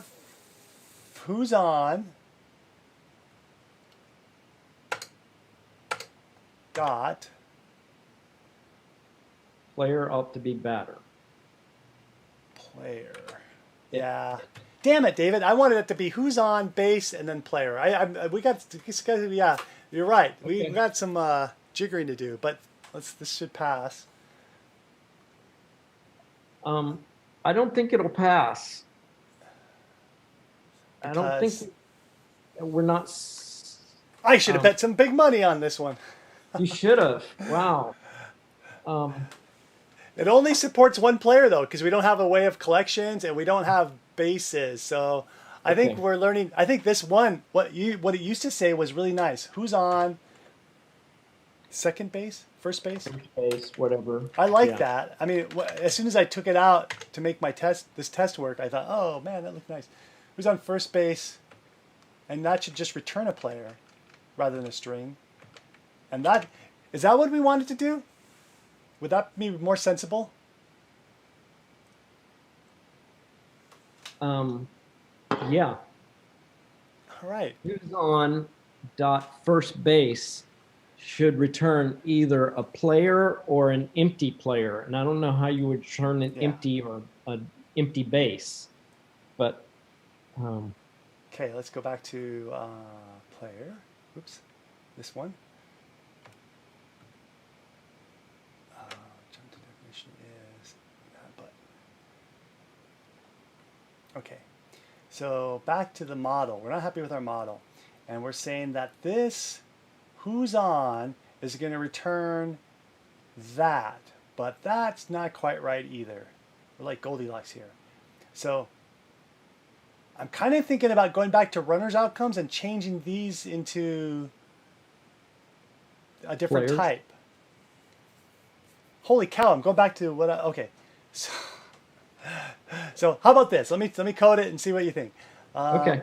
How about this? So I think this was supposed to return runner outcomes like it did a while back, and here each base contains an on base and status. Okay. Okay, you're kind of this. Does this kind of sound familiar? Yeah. And then yeah, and then On base and status. I think that test will be modeled right.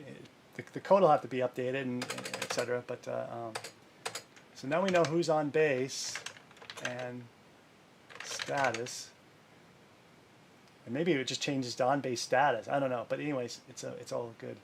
Well, your init's probably not going to like you anymore because Oh, yeah. what does it know? You Oh can yeah, probably get rid of the init. Take the init out. Delete if the we- whole. You'll it get does a, need to. It all right. Well, we're gonna need to put something in there because somebody's gonna call trying to knit us the structure. All right. So if you're okay with this model, let's try to compile this and get it compilable. Okay. Because I believe this is what we're saying in our test.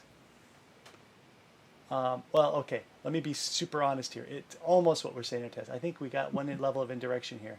Who's on, runner outcome, third base. I think that's right. I think that's what we have right now.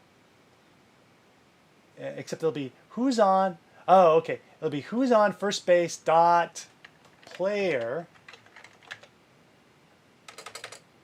Is that okay? Does this look okay from a design perspective? Really, I actually expect first base to return the player. I don't. Okay. Yeah, I don't. We need can do to, that. It's going to take a change. Let's see. Um, We can't use the. Okay, yeah. Okay, so here's what will happen. If we do that, what's this other button? Player. Hey, you get in player. Player. Oh, these are all tests. swipe to the very top. You want me to get you in the player? Yeah, thanks. Oh, Oh, I see it. There's the player. tab. Okay, sorry. There you are. Cool. So in player, I'm in play. Oops. I'm supposed to be in game, aren't I? Oh, no, I'm in play. I didn't mean player. I meant play. All right, so it's going to return this. But you want who's on to really return. Yeah, I think that's okay. And then the base. But when you get to the base, it's going to return a player. All right. Now we can return a player, but we can no longer be status anymore. The status has to be stored somewhere else. So that's the impact of that. Okay, well then It's okay. I don't think there's a problem. By the way, it's possible. Now the question is, how do we attach the runner outcome to this structure? Yeah, and then then you're going to get into the question of what happens when you need to return an empty player because the base is empty, and then you have either optionals and the Swift optionals, or you have an indicator somehow. Yeah. We'll need like an empty player type, I think. That's a type player. So we just talked about today how you should never use nulls in code because it just creates more trouble for everyone. Because you have to check for nulls all the time. Yeah. So I'm a little bit. So this makes sense to me. The only question is I'm not sure where to put the outcomes now, and the outcomes either could go with the player, which I don't know if that makes sense, or it could be stored somewhere in runner outcomes. It's called runner outcomes. So we could have another thing. We have a, oh boy, let's do this. Var first base outcomes. I'm just gonna be really brutal about this, and I'm gonna put the strings back in because that's what you had. That's what we had before, so that's okay. So what if we did that? Would that be a good next step?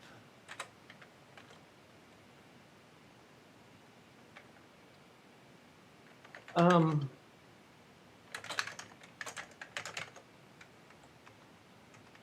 I'm, uh, yeah, I would. I'm sitting here going, well, the on base and status And this is done. is. We don't even Oh, use you're it. going to get rid of that.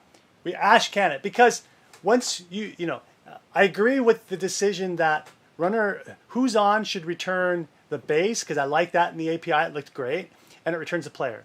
Fine, it makes sense. Now where to put the status, I don't know. So I stuck it back in here as a different part of the structure. Okay, I'm not totally in sync with you there because you haven't deleted it. So yeah, okay. Yeah, when that gets deleted, then I like that. Okay. Cool. I think that's the way I've got it modeled in my brain. Sweet. It works for me. I see it actually solves a couple problems. Number one, we now have 3 locations for players. Number 2, now we have 3 locations for player outcomes. So we're all of those things about grouping is all solved. So we may have struck upon a pretty good scenario. I'm surprised at how difficult it is to model baseball. I thought it was a simple game. So I'm wondering, is baseball more complicated? I was thinking about this the other day. Is baseball more complicated than chess? And I thought, I don't know. It's probably because you said baseball has. When you went down the road and you said, "Oops, I got to be careful here." When I type on I'm trying to drive the studio on, and I type things into the IDE. So when you chess has a finite set of moves. That's why you can have computers play it. And baseball, you told me, has a finite set of rules. So. I mean, a finite set of outcomes. That's what I want to say. So I thought, wow, I wonder if a computer can simulate that. And next thing you know, IBM's going to have a big server now sitting in one of the baseball seats to do the strategy for what's the optimal outcome. So IBM, you could pay me a royalty or not. Either way, just give me some credit, all right? Okay. Have you ever heard of Moneyball? No. I'm trying to think with Moneyball what game it was, whether it was baseball or basketball. I can't remember which one, but it's a dystopic science fiction story called something else. No, I guess that's why you're not familiar with it. No, it's a real life story, and it's about statisticians coming in to help them run how to best win games and stuff. And they got really stats involved and started kicking ass. And I think I might have seen that a lot, like 10 years ago, maybe 15 years ago. Yeah, is it that old? Yeah. I think I did, because it vaguely sounds familiar, because there's a weird combo of odd couple, statisticians and baseball people. Yeah. Mm-hmm. So, okay, let's get this baby compiling. So call this a show. So private base status on base status. Do I need this? What is this? I think I added this and I don't need it now.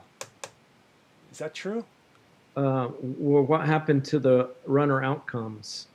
How are you storing that? They're in here in runner outcomes. So I think that's what it's supposed to be now. Is it runner outcomes? Is that where it was coming from? If I go to, oh yeah, outcome, who's on returns base status. So who's on should return runner outcomes. Okay.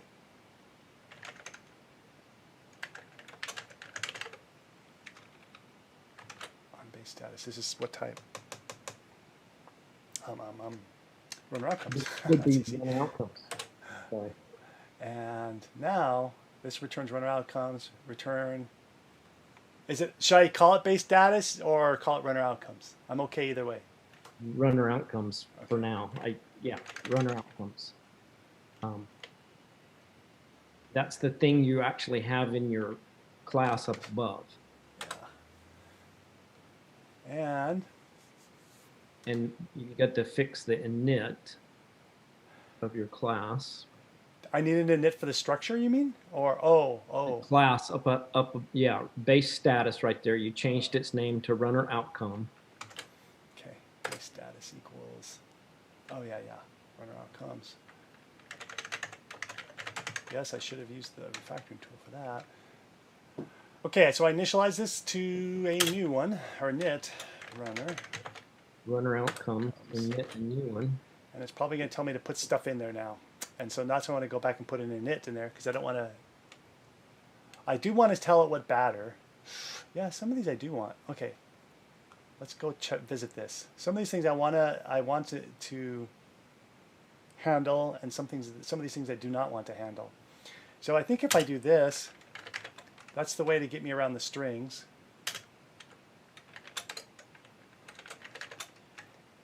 And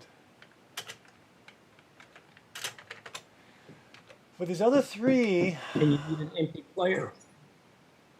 Oh yeah. Except you can't just indiscriminately go setting them to an empty player. Oh. Because when a batter comes up, and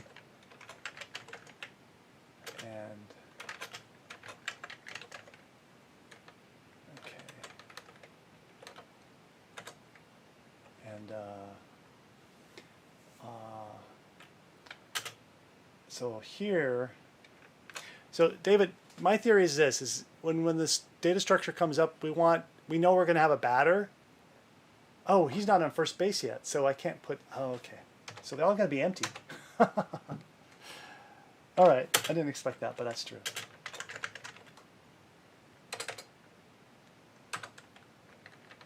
Are you buying what I'm selling right now? Yeah, I am, knowing that it's going to have to change. Of course. Okay. Empty player, by the way, should have a default implementation that does nothing. But so we'll probably fill this out later, but I'm not sure what it needs to worry about right now. So why is all this unhappy? Am I doing something unswift-like here? You probably have to fill out the player. It's got a constructor to deal with, huh? Let's go into empty player and init. And No. is that it? Is it happy? It's happy. Oh, that's nice. Huh. I thought we might have to do something in the super, but until we know we need to do it, let's not worry about it. Second base, string, yada, yada, yada. Space on both sides of the string, the equal sign. Swift is really particular about that. I learned that a few weeks ago. Declaration of second base outcomes. I have a. Oops, what's going on here? You got multiple second base outcomes. You need a third base outcome.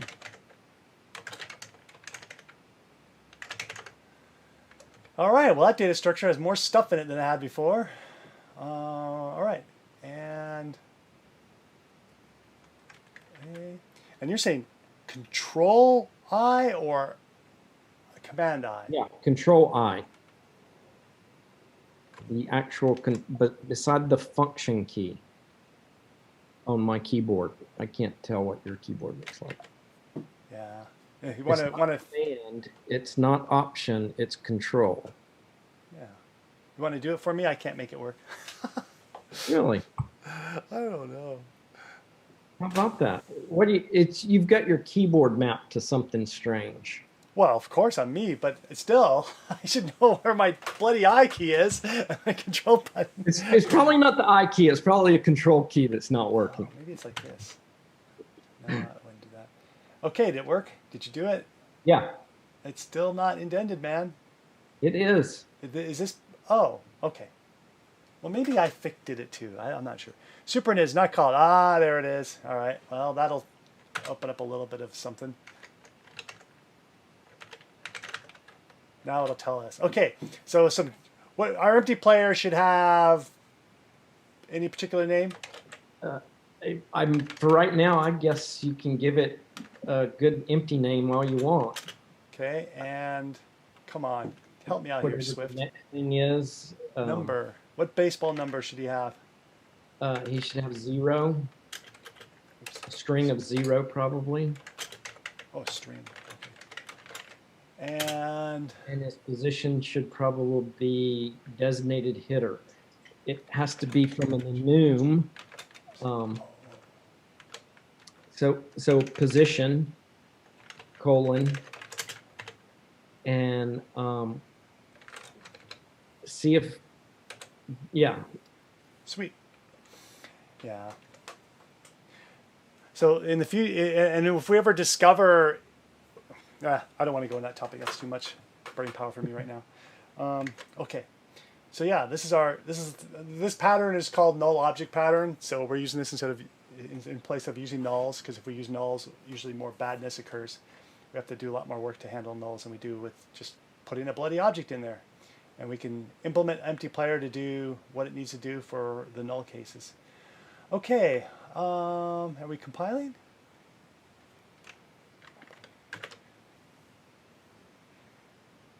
Yes, we're compiling. Sweet. All right, let's go see what happens in our test.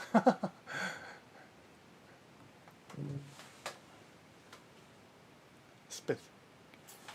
All right, runner outcomes has no member player. All right. Outcomes. There's outcome. I'm having trouble with that one. No, Yeah. it's outcome.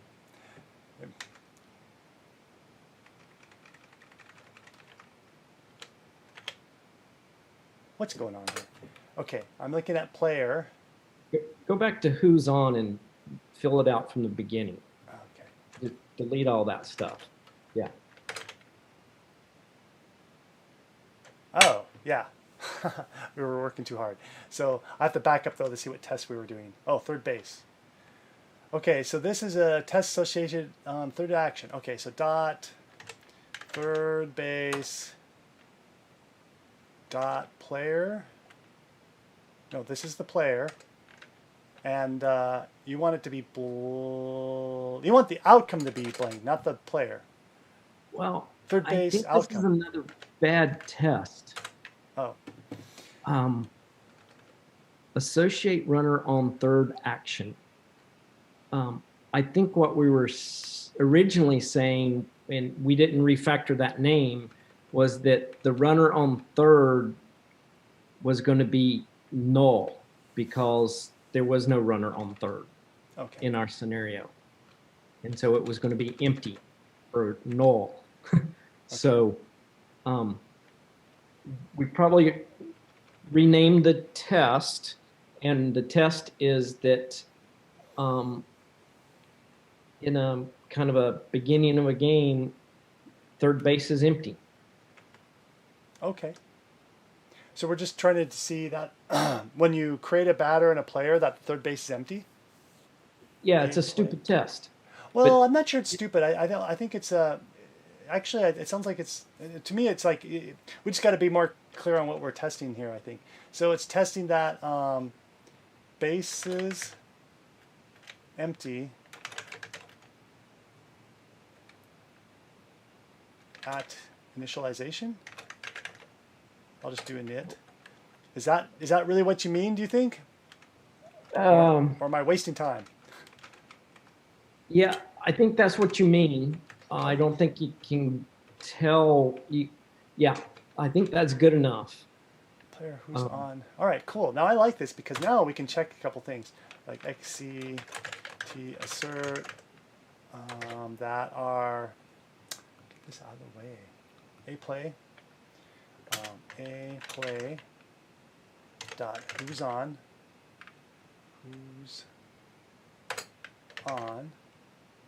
wow, get that e out of there, dot player. Oh, come on, what's wrong? Lowercase p. Oh, base first. So who's on first base? Who's on first base? Yeah. You are just not helping me, sir. What's going on? Who's on first? I think we need a capital O. Oh my goodness. Yes. That's my problem. First base. Dot. That's a player now. And that player should be equal to what, David? Empty player. Yeah. And we can just make one right now. If I make one, it may not be equivalent. And so we're going to end up having to implement something else to fix that too. Oh. I'd rather not do that right now, to be honest. Yeah. I would. I'm going to write it in and comment it out, okay? Because it's the right answer. We're trying to wrap up, folks, so we don't want to. We got other things to do on our Friday night. But honestly, it should be like that. But we got to. I'll run it. I don't expect it to pass because it's a new player, and I don't think the references won't be the same. Yeah. We need an equal in there to say that the name is the same or something. But Oh, that's true. We can get a little smarter and say first base dot name. name is blank. And that will avoid us doing class equivalents. But I think, honestly, at some point we do want to do that. But that'll cause, I know I'd have to look that up in a book to implement the equals to do something fancy for when it's empty. So when it's two empties, boom, handle it for me, please. So I don't have to write the code like I'm doing now. I think we said that, right? Mm-hmm. All right, cool. So that test will pass probably, and then if we care about the outcomes, who's on, runner outcome, I mean, we can test those things too. And so I'm running a tempo. We need more tests in this, but because I'm only going to do one base, I'll pick third base because that's what this one did. Third base, outcomes. It's initted to 0. So we're testing that we initialize things right. And let me just, can I run it yet? Okay, I probably. It doesn't like that string is being compared to argument here. So you're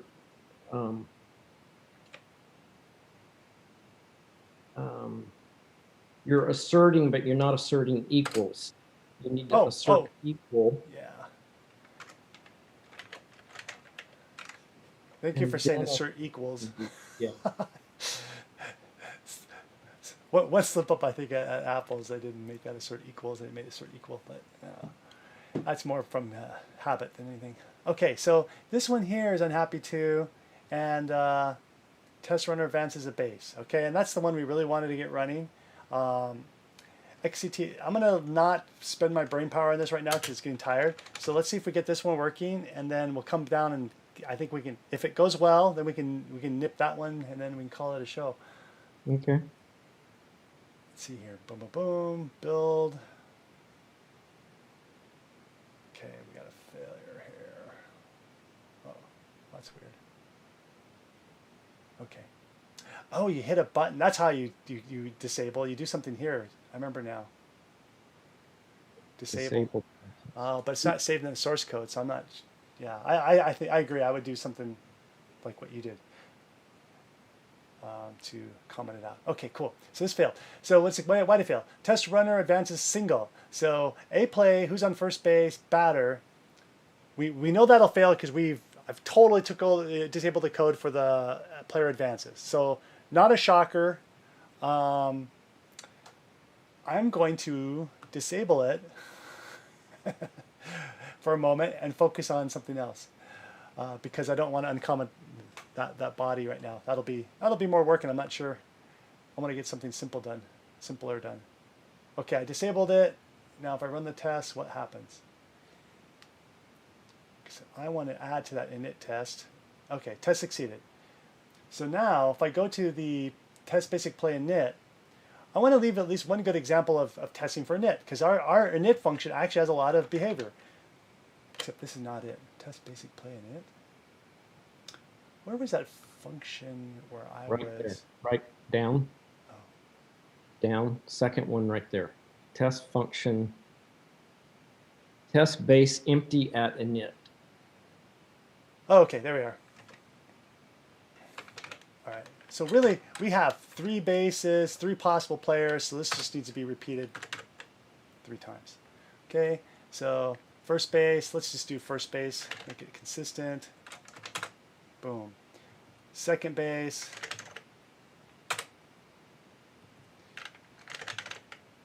Outcomes.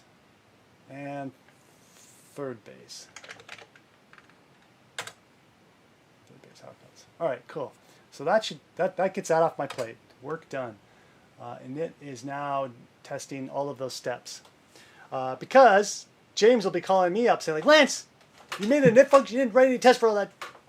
And I'm going like, oh, I was trying to refactor and I was going too fast. Something else, and we're still doing something else.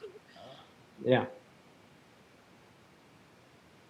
Okay, what's this now? Oh, is this my disabled one? I'm kind of confused about this. I don't know how, the disabled one is the one in light gray over on the, yeah. That one. Oh, that's the one. That's okay, so the disabled one. So it still pokes you in the eye about it. Like, hey, you got to say, okay. Well, okay, we can address it now. Now I got that off my plate. XCT assert failed. So, David, I have 2 things in mind. Either if we tackle this, we got to go into a whole new function and turn all those, uncomment something, or we come here, and this will require the same thing because this is about runner advance as a base, and we wanted to get 2 runners on base, but I don't think we're ready. Well, are we ready for that? We can get a runner on 1 base, can't we?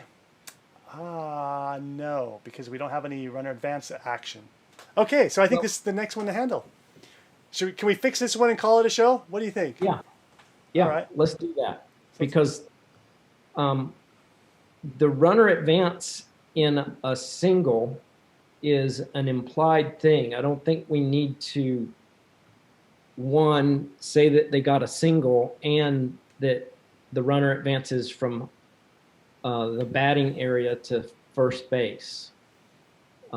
So I think we should take out the A play runner advances because it's talking about a runner on second base advancing. Oh. Double tap doesn't do what I want it to do. All right, fine. I delete that line, 54. Cool. And Now, then I say, who's on first? And I expect it to be whoever the batter was. and what's the And outcome? That's not an equal thing. Oh. So we can do name equals. Oh, this one will, though. This is the player we gave it, and that's the player it will use. Oh, okay. Because we're passing a class. If we're passing structures, that's a whole different matter. But we're passing a class, so it's passed by reference. Okay. But if we were passing structures, then yeah, it's a different matter. So, okay. And then we also have outcomes. So we got more powers here. We got to, we will have equal, same thing, a play dot who's on dot first base outcomes. Okay. And that's a string right now. I know I don't like it and you don't like it, but we'll work with it for now. And we think that's the same as player outcomes, and then I'll get the raw value. How do I? Do you remember? There will be that would be that first base is held, and we haven't created that logic yet. Well, you're right, and we took out all the logic for base runs, so there's no. Yeah. So we can add it right now. Okay. Dot I'm probably picking the wrong thing. Okay, so what is that enum? What enum am I using here? I don't think it exists. Oh. I don't think we have one that exists that has a held or the base is being held by batter. Let's go do it. Yeah. Do you want to drive this part? Go add the enum. I'll try. I don't remember the enum name. But, okay, runner actions.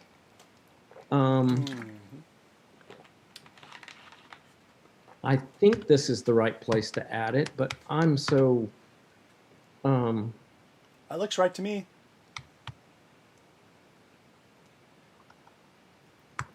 Yeah. Sometimes we need to rethink about whether they're runner actions or runner outcomes. That's metaphor is a little difficult for me. Okay. I think. H. Yeah. Okay, go test that. Go put that in a test and run it, and then we're going to make it pass.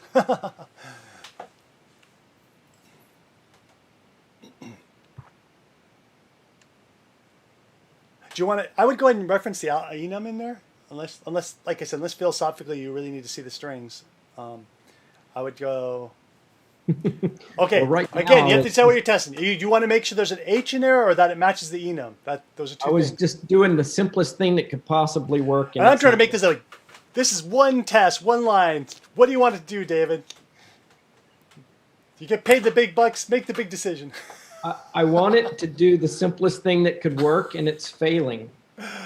Well, of course it's failing. We disabled a whole function. We're going to make it work in moments here. Okay. So it's failing, and it's throwing me a curveball here, talking about players when it should be talking about there's a typo. outcomes, first base outcomes. The assert didn't run. It's not compiling yet.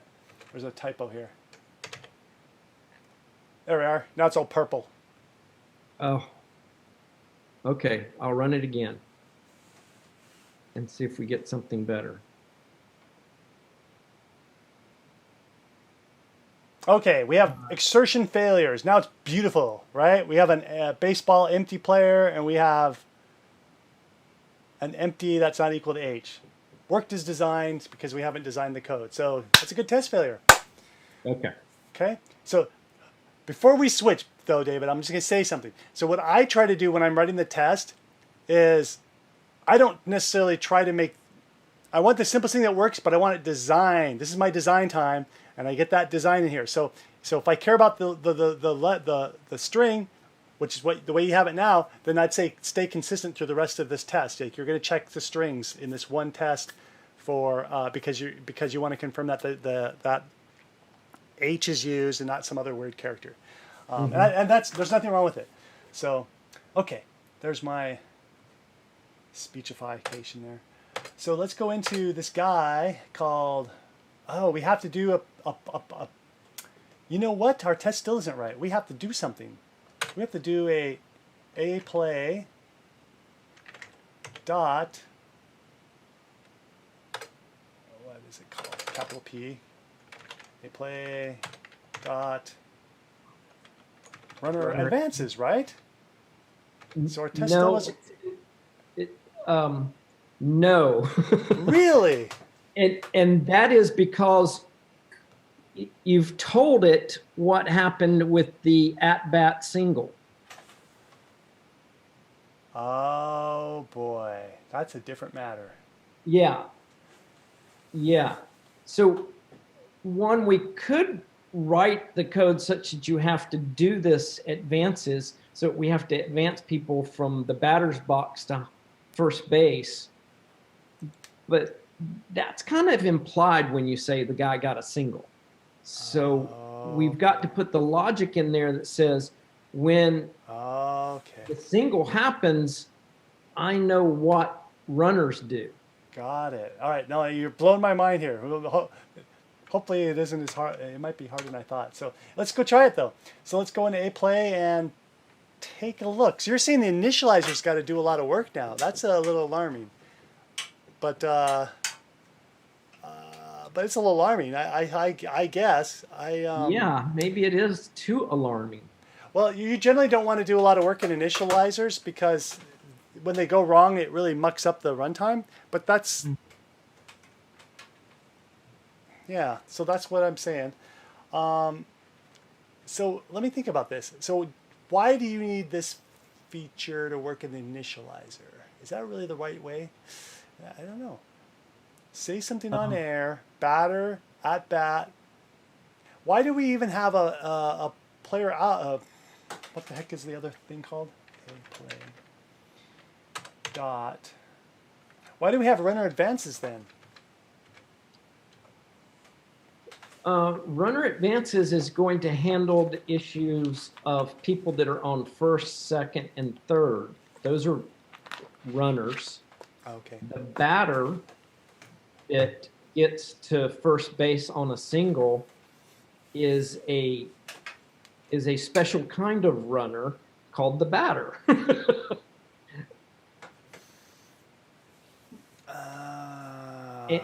And when the batter hits a ball, he becomes a runner. He steps out of the batter's box, which he's uniquely protected in the batter's box, and then he's in the batter's lane, a runner's lane, and then he has to abide by the runner's rules. Oh, wow. Okay, well that's a deal there. So our he I had no. mutates. Sorry. The batter mutates into a runner. Oh wow, polymorphism in baseball is there. Well, that's blowing my mind there. I didn't I hear you what you're saying. That I why not? Let's go for it. So play the init function then has to handle batter at bat outcomes is what I'm hearing. Yeah. All right, so we got to go into plays and init. I thought we were going to end up into the other thing that I commented out, but now we're going into init. So let's go. Yeah. This is getting way yeah. Well, I'm willing to take a look. If it looks like it's a lot of lifting, we might call it for the. Yeah, I really want to go back to getting the runner advances uncommented stuff. Okay, this is waving us off. That's fine because I thought we were headed there, but we're not. Okay, so let's go back and find a test then that fails, so we can uncomment that code. Sorry, I got to figure out how to drive. Okay, play test is where we're at. So what's the easiest code? Okay, well this code down here, runner advances base, right? Mm-hmm. Batter. I have to pay really close attention now. I have a batter. I didn't think of him as a special type of guy. Batter 1, batter 2, a play, batter 1, at bat, gets a single. So second play. So this now we have a dependency though. We need our batter functionality to work in order to do what you want to do. So it's like this, David. We have to go to the init function tonight, or we call it. If we can't fix it in 10 minutes, though, I probably got to get out of here. Let's call it. Okay. Yeah, I think this gets way complicated. Well, yeah, I know. I'm jealous because a week from now I'm going to be less smart about this than where I'm at right now.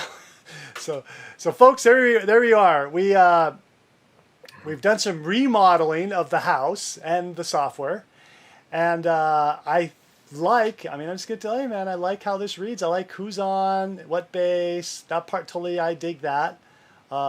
Sorry, David, I commented out your code on the what's it called? The runner outcomes. Runner advances. Runner advances. Yeah. I like how I was really bothered about how to create a collection for some of these things, but this works for now, and it's pretty straightforward, except for I don't love the strings here. But other than that, this is really a good. It's like it might be all the state we need actually. So I don't know. I'm kind of optimistic that this could be it for that piece. I don't know. What do you think? Getting closer? It's getting closer. The problem I'm having is one of I really think it should be easier, and it's becoming harder and harder and harder. Um, That's a bad. and What part? Can you point your finger at it? What's the part that's getting harder? um, I, I'm saying this with kid gloves because I think it's because of where I am in my learning phase. It's the concept that the tests are becoming so hard. It would be so much easier if I didn't have to write the test, if I could just go hack out the code and get it, I could get it working. Yeah. But the tests seem to be slowing me down and causing me lots of pain and suffering that I think I know how baseball works, but I truly believe that I have a cognitive dissonance with test-driven development right now. And is it good for me or is it bad for me? And I can't decide right now. I don't think it's the time to decide. I think I know enough to know I've got to get better at it before I can say it's too hard and slows me down, that sort of thing. Yeah. Is that? I think if you didn't write the test, you would have very hard to understand code that had bugs in it. We're now, well, now, right now, we had to, because we had the tests, we thought about it from the API in, and we changed our minds a few times on what that API should look like. Yeah, so while we got our API design mucked out, we did get a little bit of tests in, though we, yeah. So Yeah. I don't know. I don't want to. Your experience is totally valid, so I'm not denying that for sure. It's definitely Yeah, slow going because well, this I'm design learning. has thrown me I'm for a curve a learning, few times. and we're doing a lot of designing at the same time that we're trying to write code. And um, a lot of times you just design by the seat of your pants, and the test-driven development is making us actually have to think about what those things are. And now I'm thinking about them, and I can go, oh, but that name isn't right, so let's fix it. Yeah. And Yeah. that sort of thing. So some things are going better, but altogether, I'm just at the place where it's like, oh, this stuff is hard to do. Yeah. And I think it's a difficult domain to It's kind of harder than. fake. It's probably equally as hard as learning a new language. Maybe. I don't know if it's quite that hard though. That's No, pretty it's hard. not that hard because I can do it. And I can't learn a new language. No, I so- meant like computer language. I didn't mean foreign language. Oh, Yeah, okay. foreign language is definitely harder. Well, Okay. cool. Well, hey guys, it's a good show today. I had fun. I tested my brain on some things, and that was really cool. And I don't know. I'm happy with the. I'm happy that we solved some problems with our model. Yeah, it's going good. All right. See you next So catch you.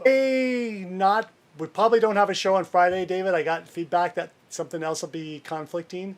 So Okay. we'll talk. I'll readjust the schedule for a Monday planning, Wednesday show, and on our Monday planning, will that work? Okay, cool. So folks, we'll probably see you Wednesday. All right. Bye. Cheers.